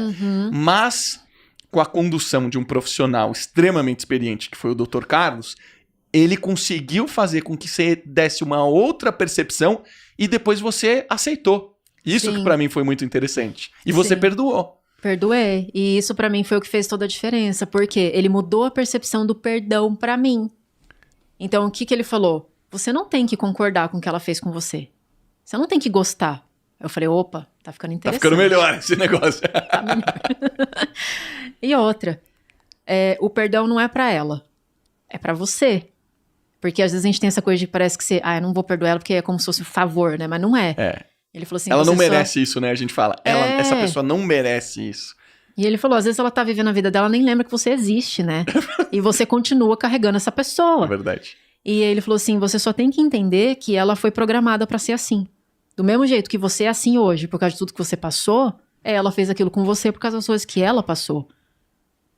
E aí, isso é perdão, você liberta isso.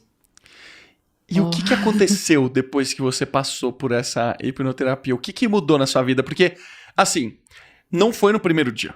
Deve ter sido no 3º, no 4º? Eu lembro que assim. Você lembra que depois da sessão a gente foi no show de hipnose? Lembro. E era uma coisa que eu jamais faria porque eu fui no palco? Então, eu fiquei sabendo do Edu. Eu não fui no show. Eu acho que eu não fui no show. Tava muito cansado. Vocês são muito...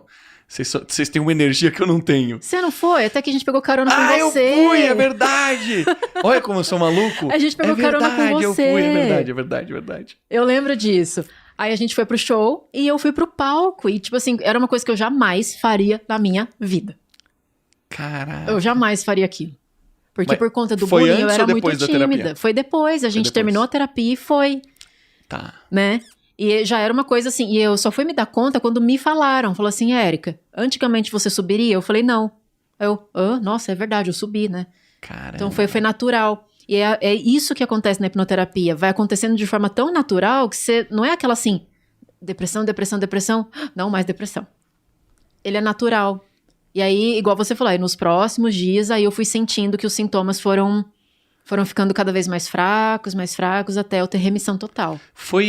Foi surreal, porque a gente teve tempo de te conhecer nos primeiros dias, eu não lembro exatamente quantos dias foram, mas a gente teve tempo de te conhecer, a gente não sabia dos detalhes da sua história, mas a gente sabia, você sabe, fulano de tal dá risada por qualquer coisa, a outra pessoa é mais fechada, o outro é mais quietão, você tinha a sua característica.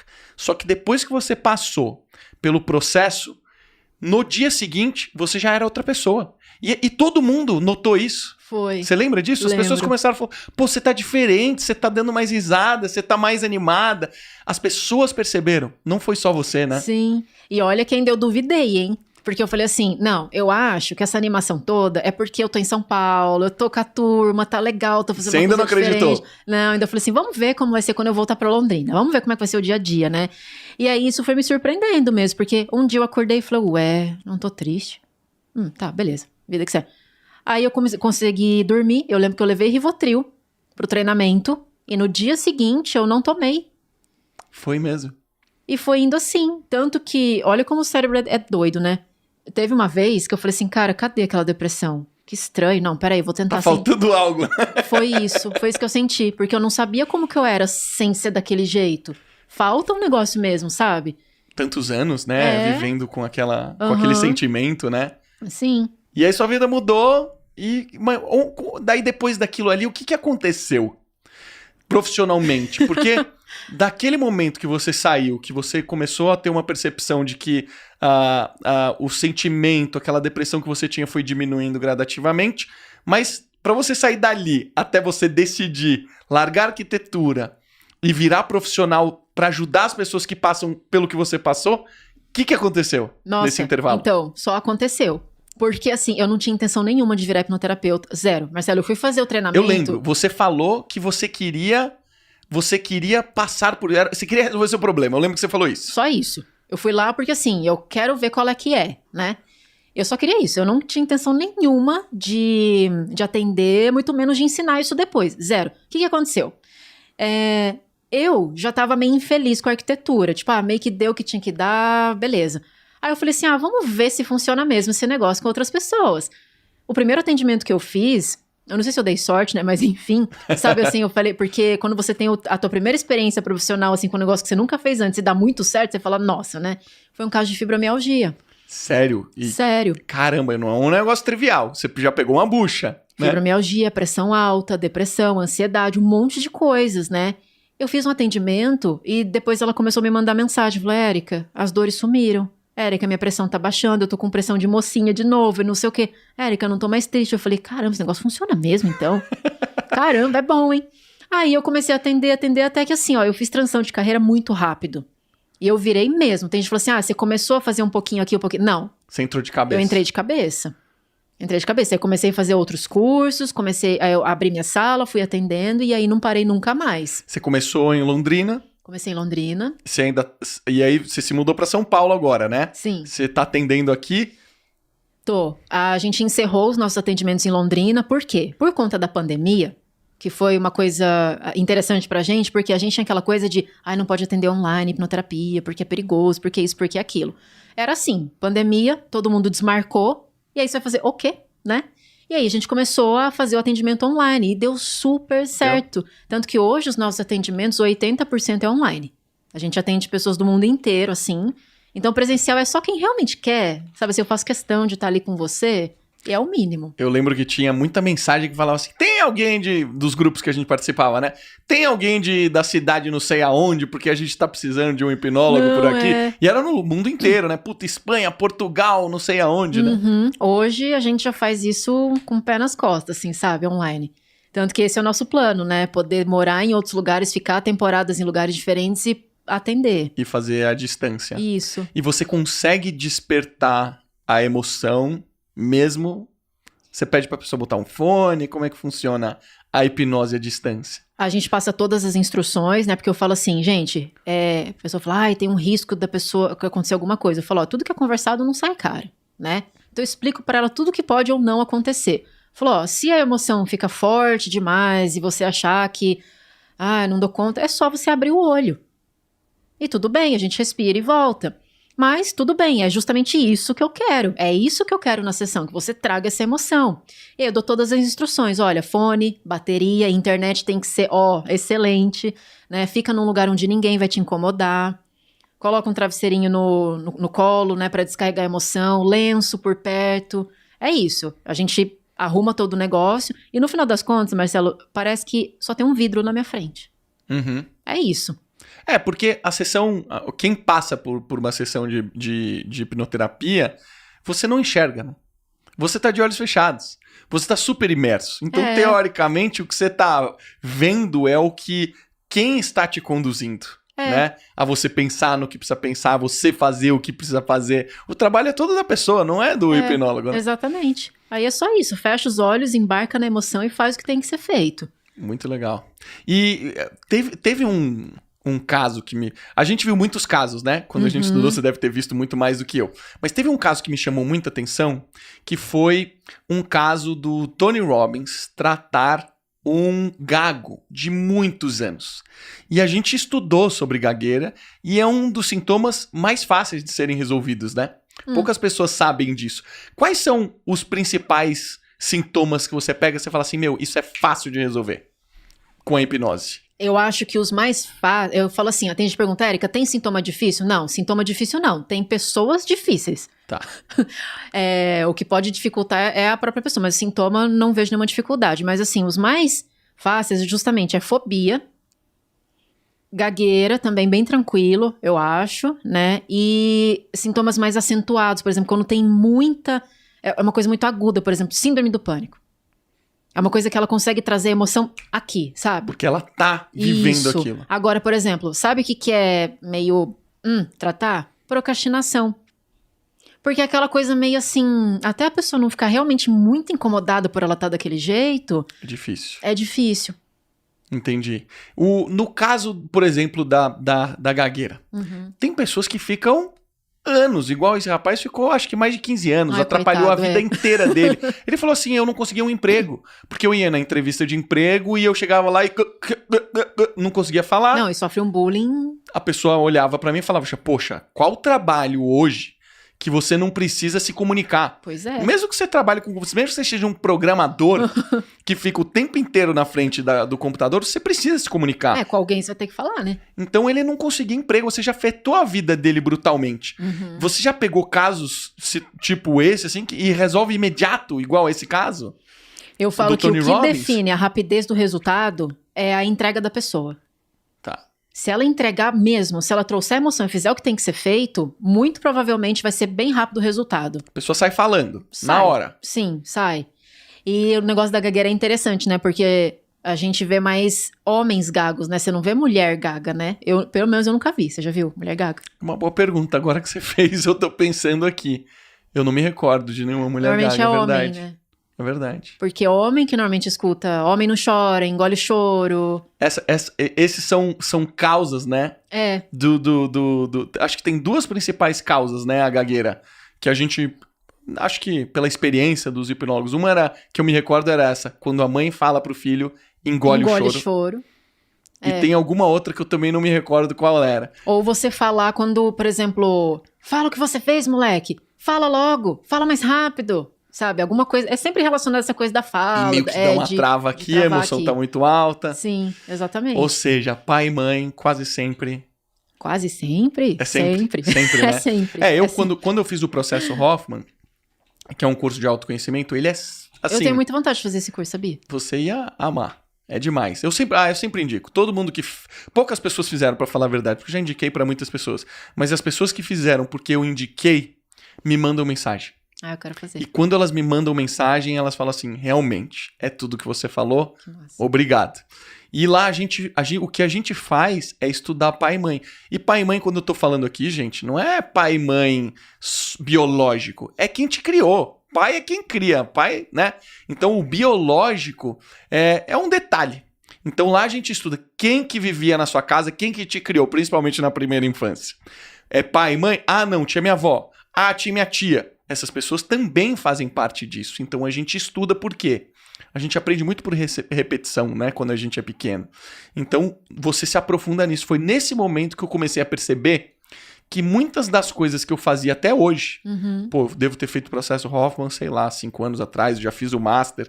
Ia fazer o doutorado agora, mas por causa da pandemia não saiu.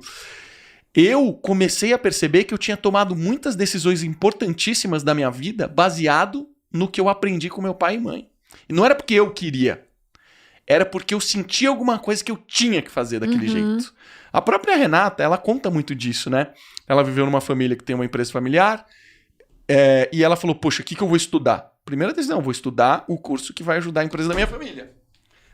Né? Agora, avancei dentro da empresa. Agora você precisa entender sobre financeiro. Ela foi e fez o curso financeiro. Ou seja... Ela viveu boa parte da vida dela fazendo as coisas que ela não queria fazer. Porque ela foi muito influenciada. E, obviamente, que isso, uma vez ou outra, vai gerar um trauminha aqui e outro ali, né? Cara, sempre. Tanto que, assim, quando eu faço live falando sobre pai e mãe, tem pai e mãe que já se dói, né?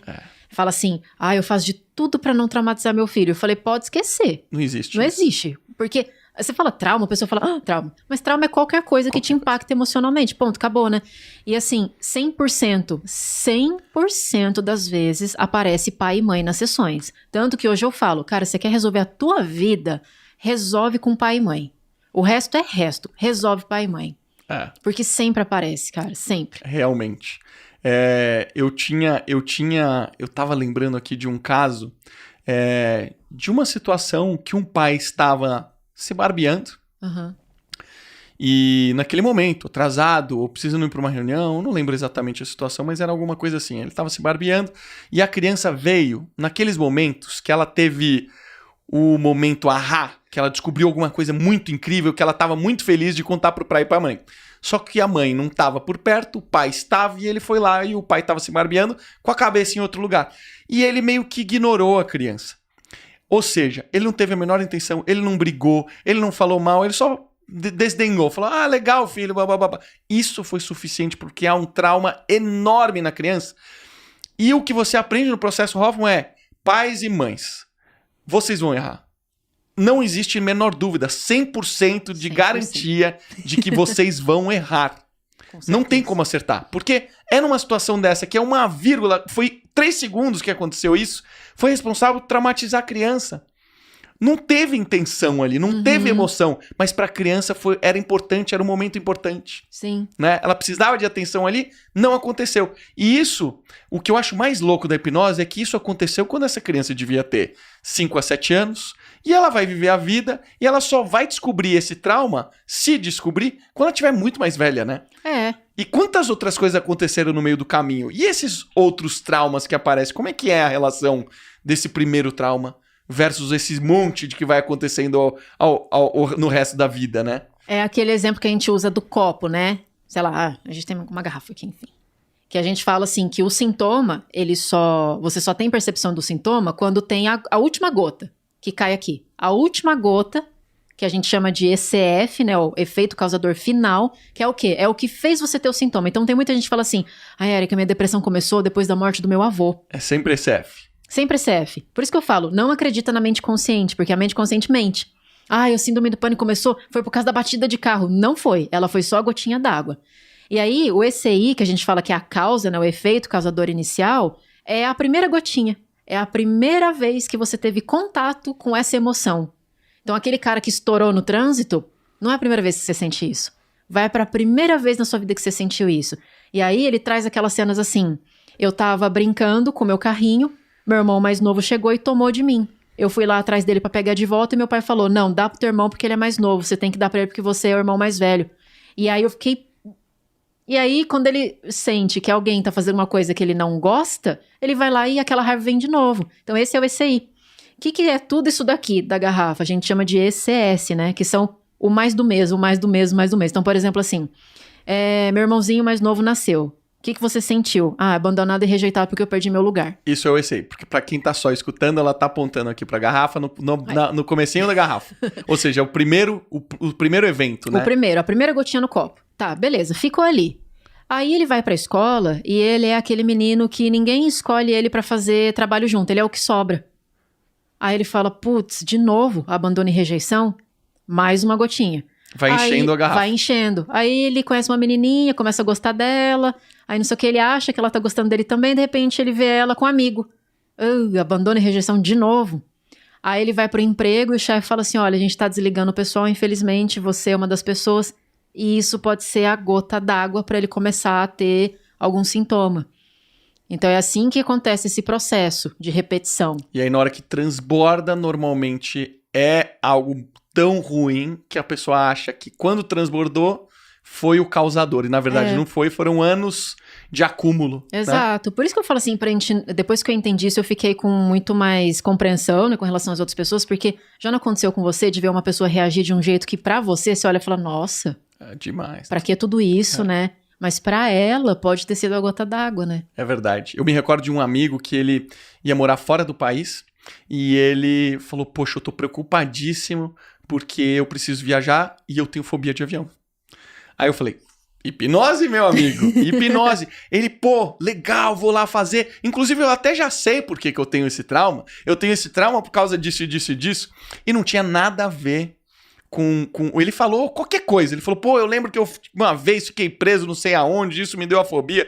Eu falei, olha, fulano, não vou falar o nome dele aqui, fulano, eu sei que você acredita que é isso, mas vai lá, passa pelo processo e depois você me diz se é verdade mesmo. Aí ele fez, passou, gostou, conseguiu viajar, mora fora até hoje. Aí eu perguntei pra ele, fulano, e aí?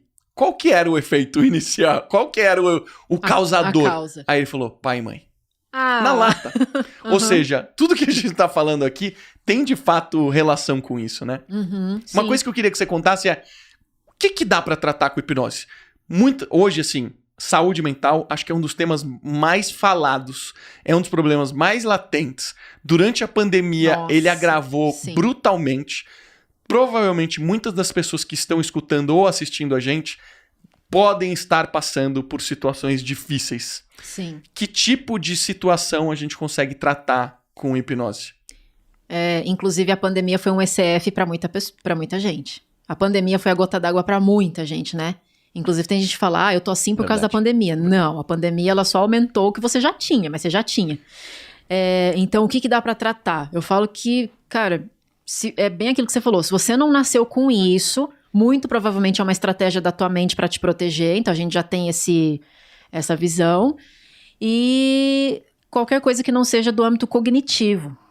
Então, por exemplo, assim, a pessoa tem, sei lá, ela tem alguma síndrome, é cognitiva, aí a gente já não consegue ajudar muito, né? Tá. Autismo. Tem níveis de autismo, né? Se for um autismo leve, dá para ajudar essa pessoa. Agora, se for muito comprometido, a hipnoterapia já não consegue muito. A separação, o espectro autista é enorme, né?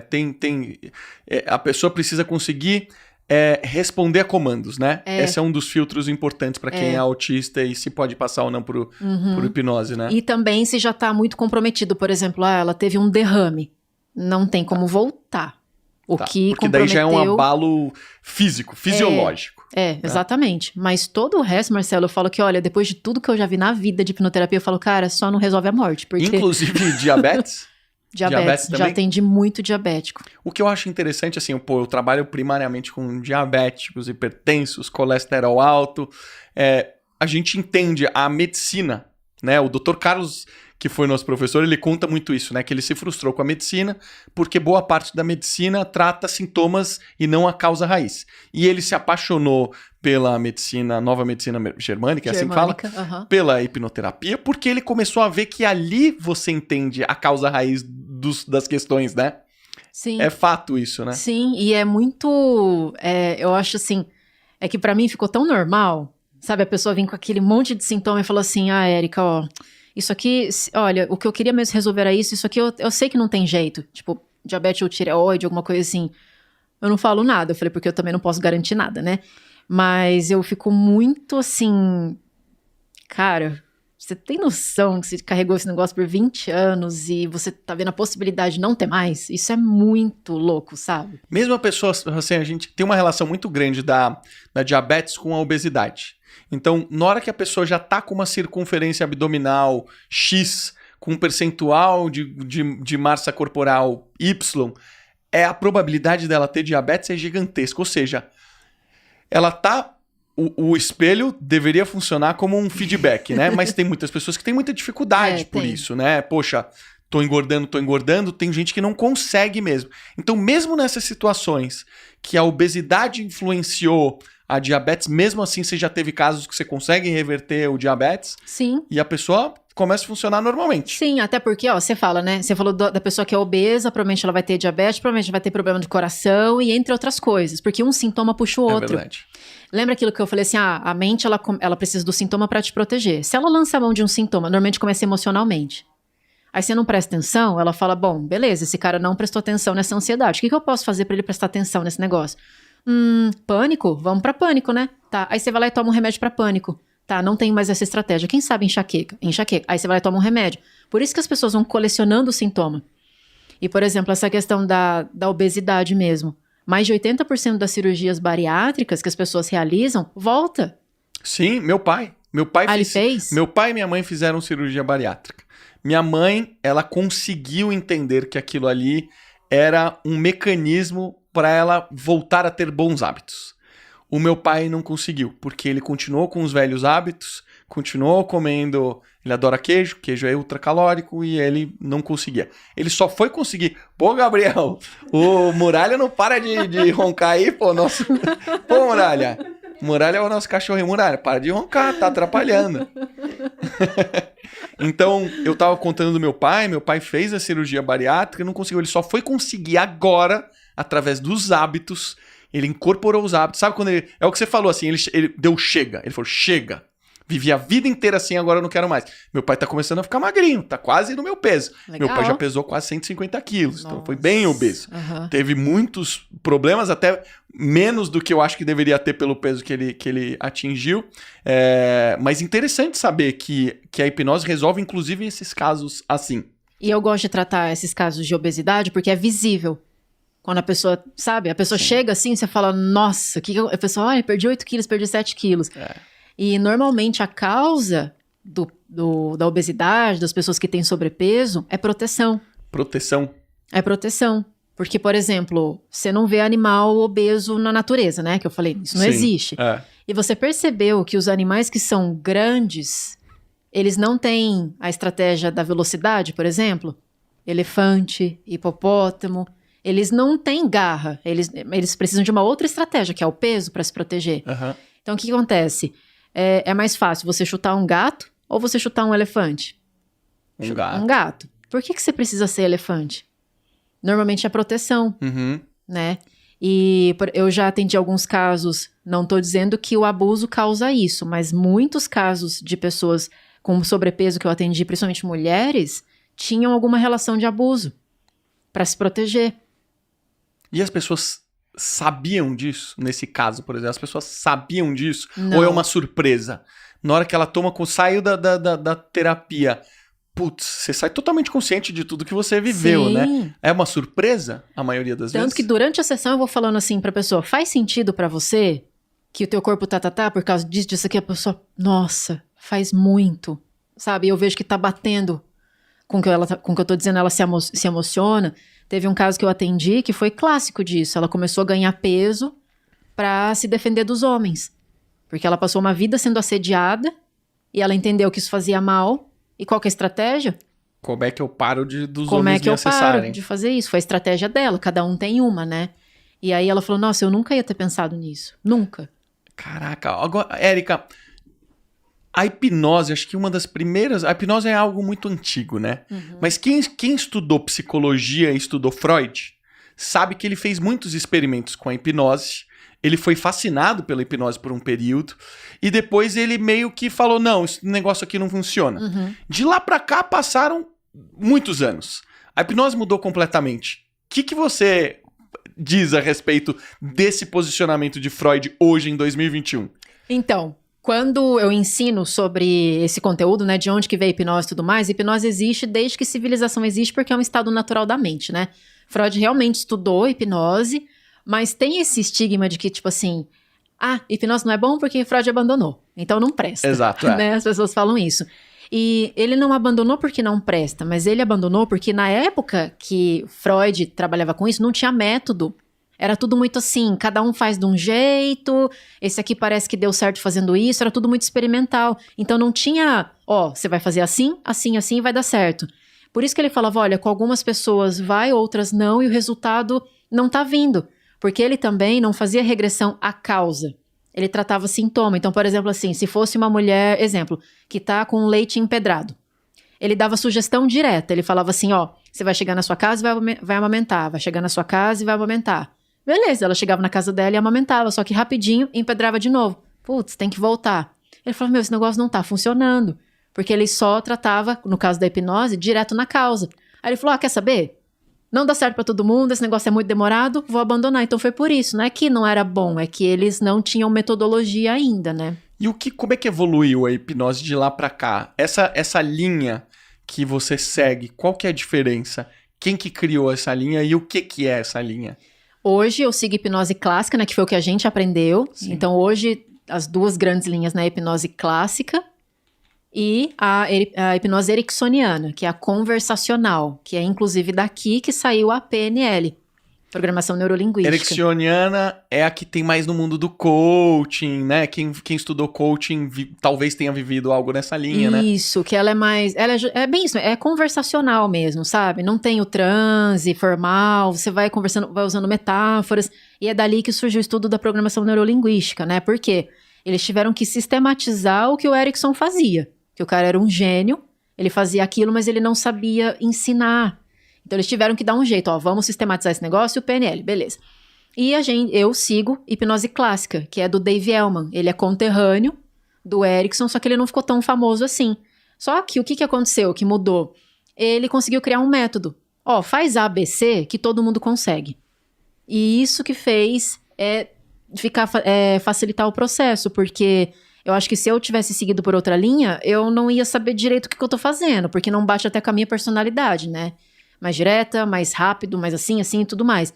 E é aí que surgiu a escola de hipnoterapia, né? Que foi onde a gente se formou. Sim. Que hoje eu acredito que boa parte dos hipnoterapeutas trabalhem com essa linha. Que é provavelmente mais efetivo. Acho que teve muito estudo científico, né? Ele tinha uma abordagem científica de falar, poxa... Eu lembro que tinha uma história de que, poxa, a primeira pessoa vinha... entrava em transe, mas daí na segunda ela já ia mais fundo, na terceira ia mais fundo. Poxa, então, se a gente fizer tudo isso ao mesmo tempo, ou se a gente fizer isso dentro de algumas horas ao invés de dias, semanas, né? Sim. Eu acho que essa abordagem mais científica foi trazendo esse passo a passo, né? E o que facilitou, né? Porque hoje você consegue ensinar qualquer pessoa a fazer isso. É verdade. Ficou muito acessível, né? Ficou. Qualquer pessoa, obviamente que exige uma prática e uma teoria bastante, mas hoje todo mundo consegue entrar nesse universo, né? Até assim, no começo, né, quando eu tava nos atendimentos, perguntava assim, mas você é psicóloga? Tipo assim, quem é você, sabe, pra fazer isso, né? E, assim, realmente, hoje, qualquer pessoa que quiser aprender a ferramenta pode aprender. Qual foi o caso mais impressionante pra você, que você tratou e deu um bom resultado e mudou a vida da pessoa, assim como a sua vida foi mudada? Teve um caso que me impressionou. É que assim, quando as pessoas fazem essa pergunta pra mim, eu tenho um pouco de dificuldade pra responder, porque são tantos casos eu imagino. Que eu acho que é igual o médico, sabe? No começo, ai meu Deus, sangue, ó meu Deus. Aí no final das contas tem que ser técnico. Ah, tá, é uma perna que chegou aqui, beleza. E assim, eu falo, não é que eu não tenho empatia, mas é que pra mim ficou muito rotineiro. Escutar problema, ver sintoma, e pra mim é normal. Uhum. Então ver uma pessoa toda despedaçada, eu acho normal. Ou seja, você já teve tantos resultados positivos de casos extremos que pra você tanto virou que, assim, normal. Pra mim, Marcelo, hoje o mínimo é dar certo. Quando a pessoa fala, nossa, tive resultado, eu falei, era o que era pra ter acontecido, né? Normal. Mas assim, o caso que marcou muito pra mim, porque eu falei, não, realmente a mente é muito louca mesmo. A mente faz umas coisas muito doidas.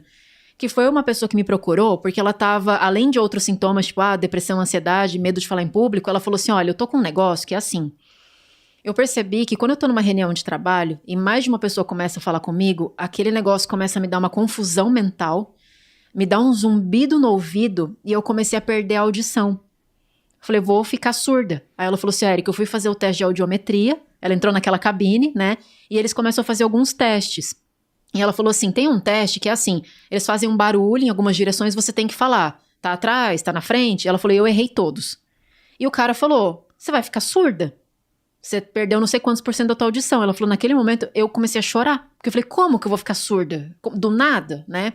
Fizeram exames, por dentro tava tudo ok, tanto que eu sempre falo assim, quando as pessoas perguntam, Érica, tô ficando surda, né? A hipnoterapia pode me ajudar? Fez todos os exames? Tá tudo ok? Não tem nada que explique fisiologicamente? Então, beleza. Aí a gente vai pro lado emocional. O que aconteceu com ela? Então, eu comecei a sessão dela já puxando essa emoção, né? Eu falei assim, olha, eu quero que agora você imagine aquele dia que você tava na cabine de audiometria e o cara falou, você vai ficar surda. Meu, na hora ela já começou a chorar. Eu falei, fecha os seus olhos. Eu quero que agora você vá pra primeira vez que você aprendeu a sentir isso. Ela caiu numa cena que era assim, ela tava na escolinha, fazendo uma brincadeira de roda, eu não sei se você já brincou disso, eu não sei se era uma brincadeira muito específica, chamava lenço atrás, corre mais. Não, nunca vi isso. Não, é assim, você faz roda, aí um corre e fica indo atrás com o lenço, e quando ele derrubar o lenço atrás de você, você eu tem já que sair brinquei disso correndo. quando eu era muito pequeno. E pegar a pessoa, não é E pegar isso? a pessoa antes dela sentar. E aí, o que aconteceu? Eu falei, o que você tá sentindo? Porque nunca é a coisa, é o que a pessoa sentiu com relação àquilo. Ela falou assim, eu não tô entendendo. Eu não tô entendendo a regra. É pra eu correr agora? O que tá acontecendo? Eu não consigo chegar. Eu falei, como que você tá sentindo? Eu falei, eu me sinto boba. Porque eu não alcanço nunca, eu não tô entendendo esse jogo. Tá, beleza. Vai pra próxima vez que você aprendeu a sentir isso. O que tá acontecendo? Aí ela até colocou a mão assim no ouvido. Eu falei, o que tá acontecendo? Meu pai e minha mãe estão brigando. E o que mais tá acontecendo? Eles estão gritando. Eu falei, o que você tá sentindo? Eu tô tentando ouvir o que eles estão falando pra ver quem tá certo e quem tá errado. Vai pra próxima vez que você aprendeu a sentir isso. O que tá acontecendo? Eu tô tocando flauta. E o que você tá sentindo? Eu tô triste. Por quê? Porque eu chego na escola e a professora fala, você vai ter que treinar. Chega em casa e treina, muito. Eu chego em casa, eu treino e minha mãe fala assim, para com esse negócio barulhento. Tá me enchendo o saco, você não me dá paz, para de tocar. E como que isso faz você sentir? Confusa. Eu não sei o que fazer. Olha o que a mente dela fez. Primeira vez, confusão, não tô entendendo o que tá acontecendo, barulho em volta de mim. Vai pra próxima. Meu pai e minha mãe gritando, um aqui, outro aqui. Não tô entendendo o que tá acontecendo. Vai pra próxima, flauta. Som, né? Eu toco ou não toco? Tanto que ela falou que teve um apito na cabine, que ela falou que trouxe uma melancolia pra ela. Ela falou assim, tem um pi que vai diminuindo até você falar, tô ouvindo, parei de ouvir. Ela falou, nossa, tocou aquele pi, me deu uma tristeza, assim, eu não sabia por quê. O que a mente dela fez? Entendi. Pra você nunca mais passar por essas situações, é melhor você ficar surda.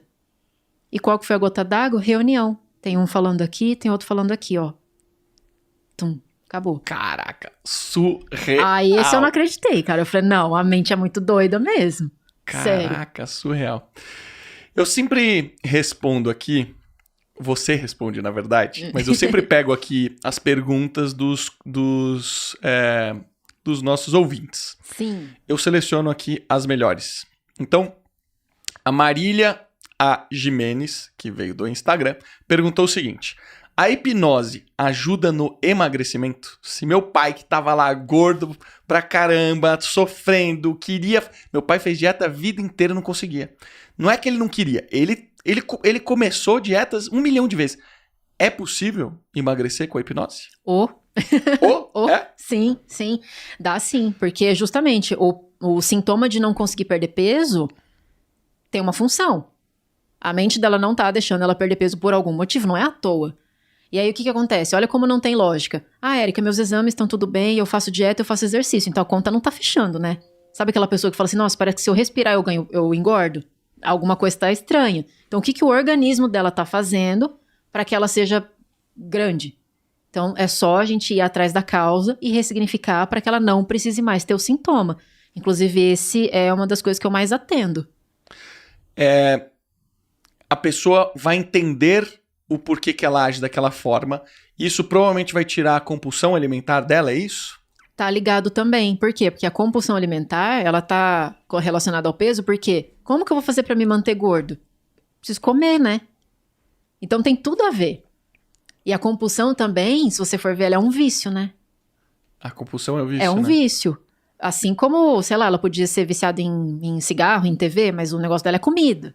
Então, se o cérebro sempre tá fugindo de dor e buscando prazer, por que ela é viciada em comida? Então tem dor ali pra caramba, né? Só tô pensando aqui nas pessoas que devem estar só maquinando aqui o que elas ainda não descobriram sobre a vida delas. A outra pergunta aqui é o seguinte. A Jéssica K. Souza. Grande Jéssica. Eu dei uma palestra, ela me contratou recentemente para dar uma palestra essa semana. Beijo, Jéssica. A pergunta dela é a seguinte. Nos negócios, é possível de alguma forma utilizar a hipnose neste universo? Para melhorar a performance ou qualquer coisa nessa linha? Muito, muito, muito. Eu falo que assim, a hipnose entra em todo o ambiente que você está falando de mente. Ou seja, pessoas. Então, com certeza. Por quê?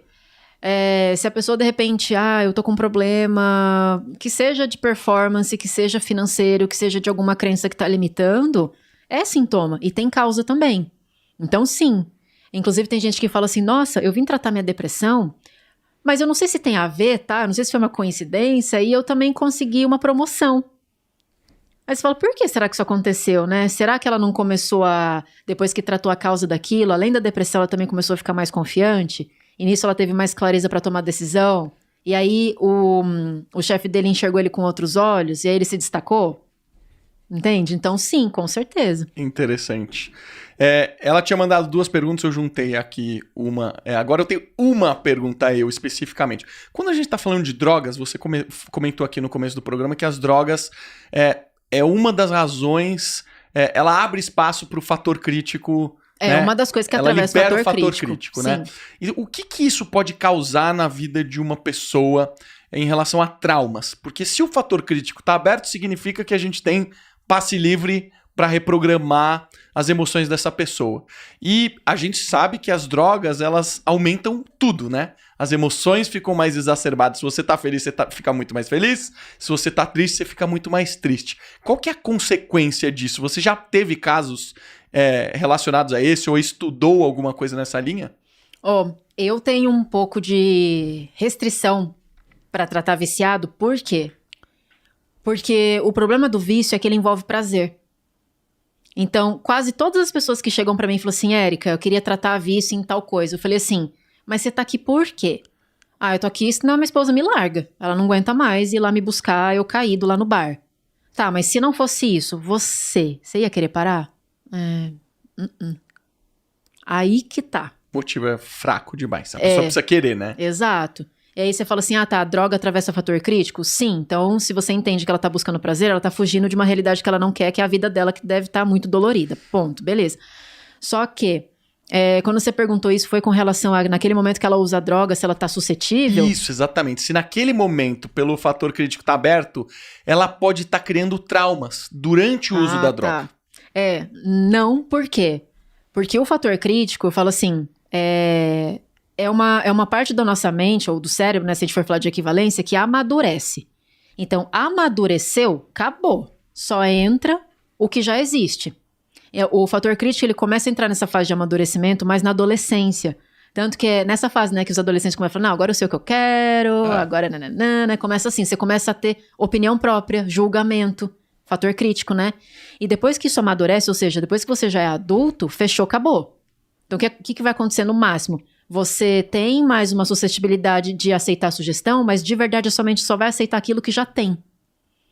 Então, por isso que não é verdade quando as pessoas falam assim, fulano me influenciou a fazer aquilo porque ele me hipnotizou, porque ele me... Entendeu? A não ser que você perca a consciência total, fica dopado, mas não tem como acontecer uma coisa que você não quer.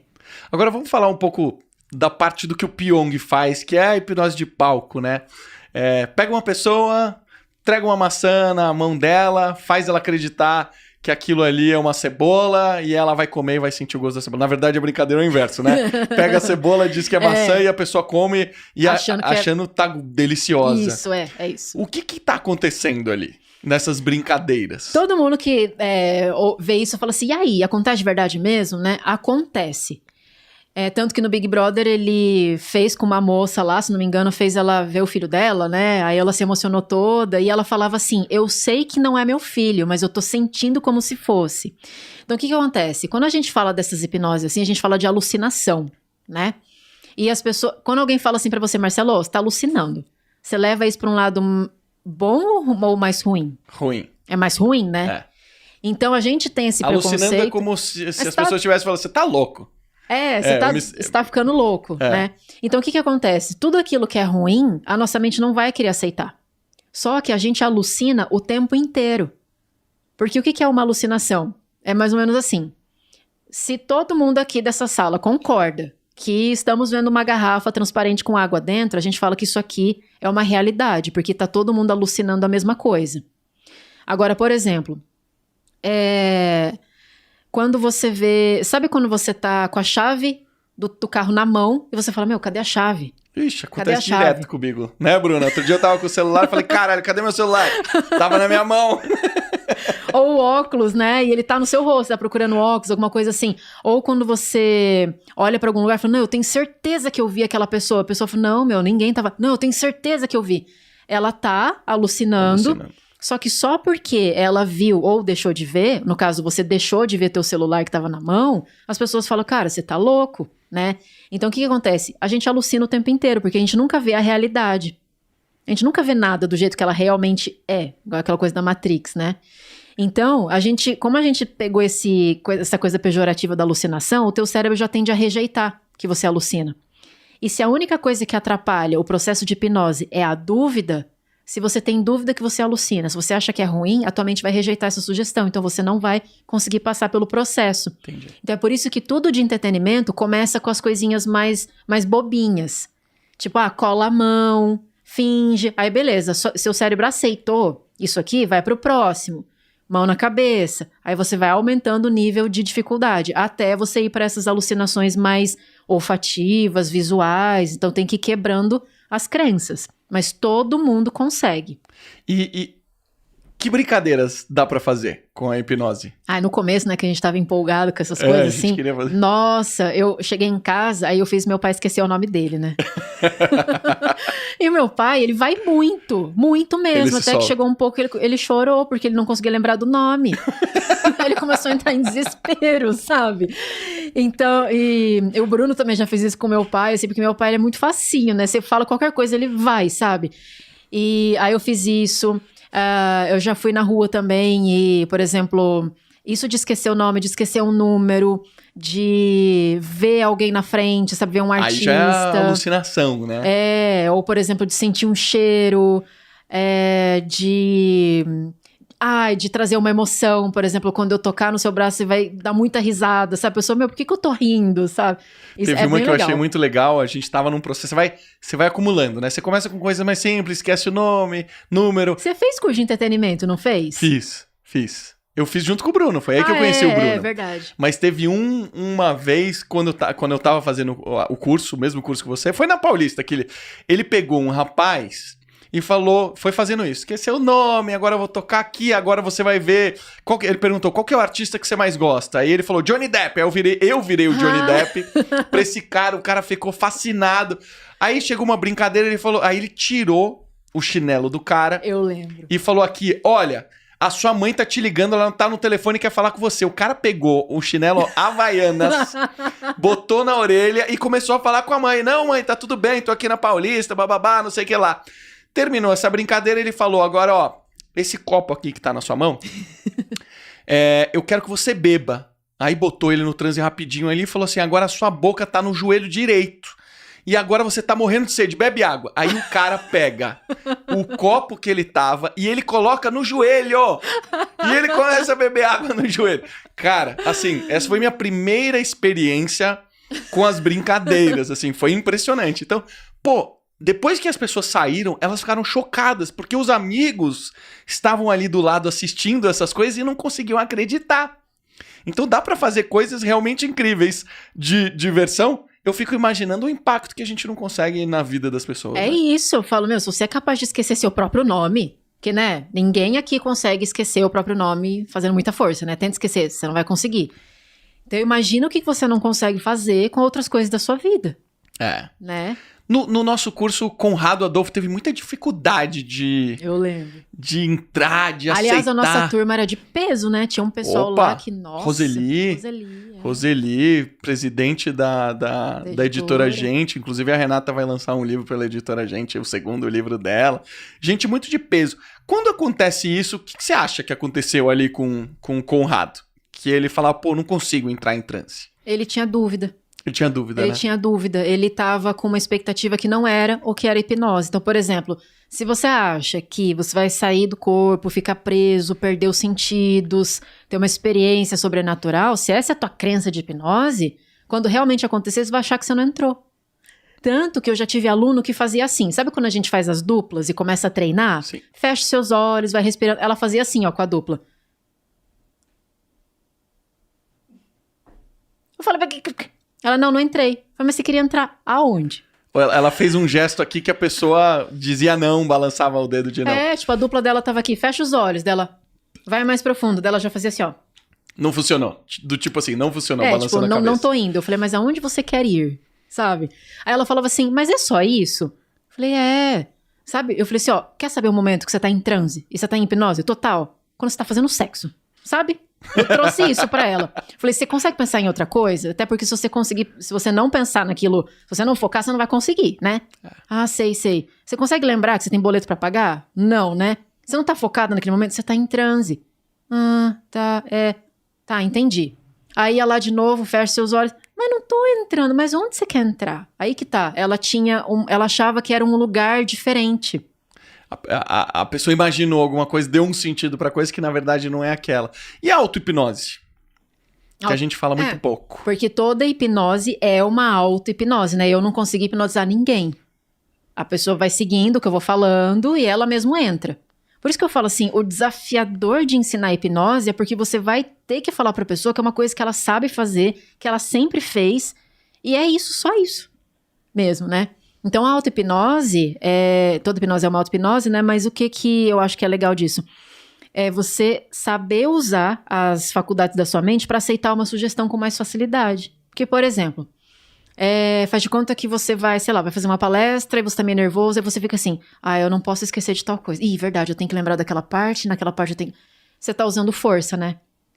E se você sabe que você usa força é consciente, força de vontade. Então, quanto menos força consciente você faz, menos resposta subconsciente você consegue, que é lá que tá todo o teu conteúdo. Então, se você entende o que é hipnose, o que você vai fazer? Eu entendi que a primeira coisa que eu preciso fazer é relaxar para aceitar essa sugestão.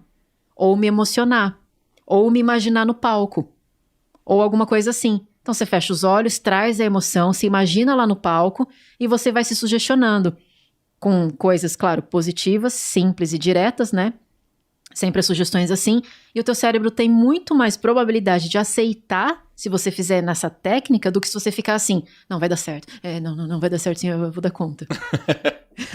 Tem um negócio que eu acho legal, que as crianças, quando ainda estão bem pequenininhas, e elas têm uma abertura muito fácil, né? É muito fácil você dar sugestão para criancinha. Sim. Então, quem estiver escutando a gente ou assistindo a gente, pode inclusive testar isso em casa, né? Sim. De dar sugestão quando a criança estiver pré-sono. É aquele momento que ela já fechou os olhinhos, ainda não está em sono profundo, está começando a engatar.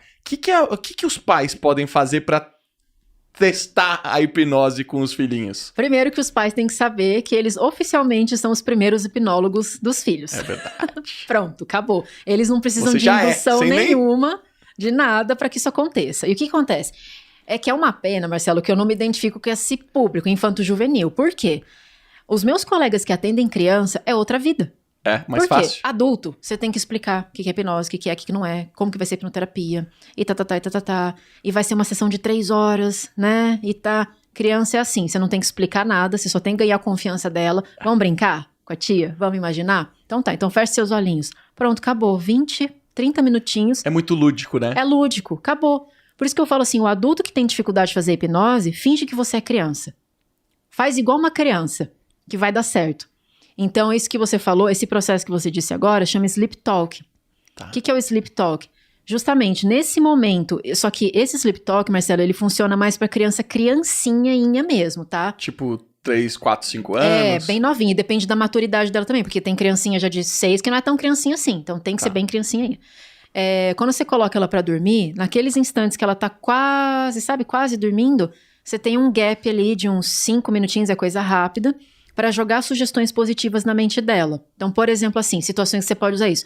Faz de conta que, sei lá, os pais estão se separando, momento que é bem comum. Ou tá mudando de escola. Ou tá mudando, o pai foi transferido. Ou a pessoa inquieta, a criança inquieta, não ou gosta briga. De ir pra escola, né? Alguma coisa assim. Ou tá algum mau comportamento, né? Qualquer coisa. Sempre a sugestão no positivo, né? Isso é muito importante. Por exemplo, assim, você não vai falar, você não vai mais ser tal coisa. Você não vai mais ser mal criado. Você não vai mais chorar. Não. É no positivo. Sempre dando segurança. Então, ó, mamãe e papai tá aqui, tá tudo bem, você pode continuar dormindo, eu vou falar com você agora. A partir de hoje, você tá seguro. Por exemplo, no caso dos pais se separando, né, que é uma instrução que a gente dá, ó. Isso é coisa do papai e da mamãe, você não tem nada a ver com isso. Papai e mamãe ainda te ama, você é seguro, você é forte e corajoso, você é muito amado, vai dar tudo certo, tá. Beleza, rapidinho, 5 minutinhos, acabou. Né? E isso tem que ser feito por repetição, né? Porque lembra que a mente aprende por 2 vias, ou alto impacto ou repetição. Só que quanto mais novinha for a criança, menos você vai ter que fazer. Tanto que esse negócio de falar com a barriga, Super funciona. Provavelmente o bebê tá em transe. Não, teve um caso de um colega meu que o bebê dele nasceu e ele tava com um problema para respirar, né? E os médicos já iam lá para aspirar e tudo mais, e ele não queria que a mãe percebesse que o bebê tava em sofrimento. E ele tava na sala de parto, ele chegou perto e falou assim: filho, papai tá aqui, seu pulmão é forte, pode respirar, tá tudo bem, você consegue, seu pulmão é saudável. Passou tipo 10, 15 minutinhos, o médico voltou, ele falou: ué, não vai mais precisar entubar? O que aconteceu? Então, quanto mais jovem for a criança, mais forte é o impacto da sugestão. Espetacular. Érica, as pessoas que devem ter escutado isso daqui até o final devem estar muito curiosas. Muitas pessoas vão querer buscar essa solução, porque provavelmente passaram por situações traumáticas, tentaram de tudo, não conseguiram. Como elas te encontram? Podem me encontrar principalmente pelo Instagram, né? No Instagram. Você vai colocar, né? Na descrição. Sim, vou colocar. Mas fala também. É Erica Yumi 12. Meu Instagram. Erica Yumi com Y. Erica com K, Y1, M de Maria I, 12. Boa. Eu sempre abro caixinha. Se as pessoas te mandarem mensagem, ela consegue agendar contigo. Sim. Se a pessoa for de São Paulo, tem como fazer presencial. Se ela não for, online. Dá pra fazer online. Sim. Perfeito. Mais alguma mensagem que você gostaria de passar? Que eu acho que todo mundo deveria passar por uma experiência dessa pelo menos uma vez na vida. Mesmo a pessoa que, tô tudo bem, tô de bem com a vida, não tenho nada. São essas que tem, né? Toma essa! Não, mas assim, é um processo de autoconhecimento muito profundo, sabe? E isso não tem preço. Eu acho você saber quem você é. Lembra aquilo que eu falei no começo? A gente não sabe quem a gente é de verdade, né? E você saber por que você faz o que faz, sente o que sente, pensa o que pensa, é muito legal. Senão você passa uma vida no automático. É verdade. Isso é uma das coisas que eu mais falo e é uma das coisas que as pessoas menos conectam. Porque as pessoas... A gente sabe, né? Nosso corpo... A gente tá em 2021, mas nosso corpo ainda é da caverna. Total. A forma como o nosso subconsciente opera ainda é meio das cavernas, né? E as pessoas... Entra por aqui, sai por aqui. Não, eu me conheço sim, ele tá falando, ele é diferente, eu sou diferente, né? Eu já sei. Eu já sei. É impressionante isso. Queria te agradecer. Adorei o papo, foi demais. Acho que o pessoal vai aprender muito. Aprender mais sobre a mente, eu acho que é fundamental. E principalmente, eu acho que gerar autoconhecimento. O Muralha tá com a patinha machucada. Ele chorou sozinho? Ele tá com a patinha machucada, cara. E ele, qualquer coisinha, ele dá uma mancadinha. Causou um trauma no cachorro. O Muralhinha aqui deu uma choradinha, por isso que a gente fez isso. Bom, de novo, Érica, obrigado por você ter vindo. Adorei, foi demais. Obrigado. Quero que você volte um dia com o Bruno e talvez com os próximos, os nossos colegas lá de curso, que a gente mantém contato até hoje, né? Sim. Valeu, obrigado. Muito obrigada. Um beijo. Se você assistiu até agora, não esquece de deixar seu comentário. Se você acha que você conhece alguma pessoa que precisa passar por essa experiência, seja porque está precisando, seja porque você quer aumentar o autoconhecimento, ou alguém que você conheça pode aumentar o autoconhecimento, pega esse link, manda para a pessoa que você vai estar ajudando a gente e a pessoa. Um beijo para você e até a próxima semana.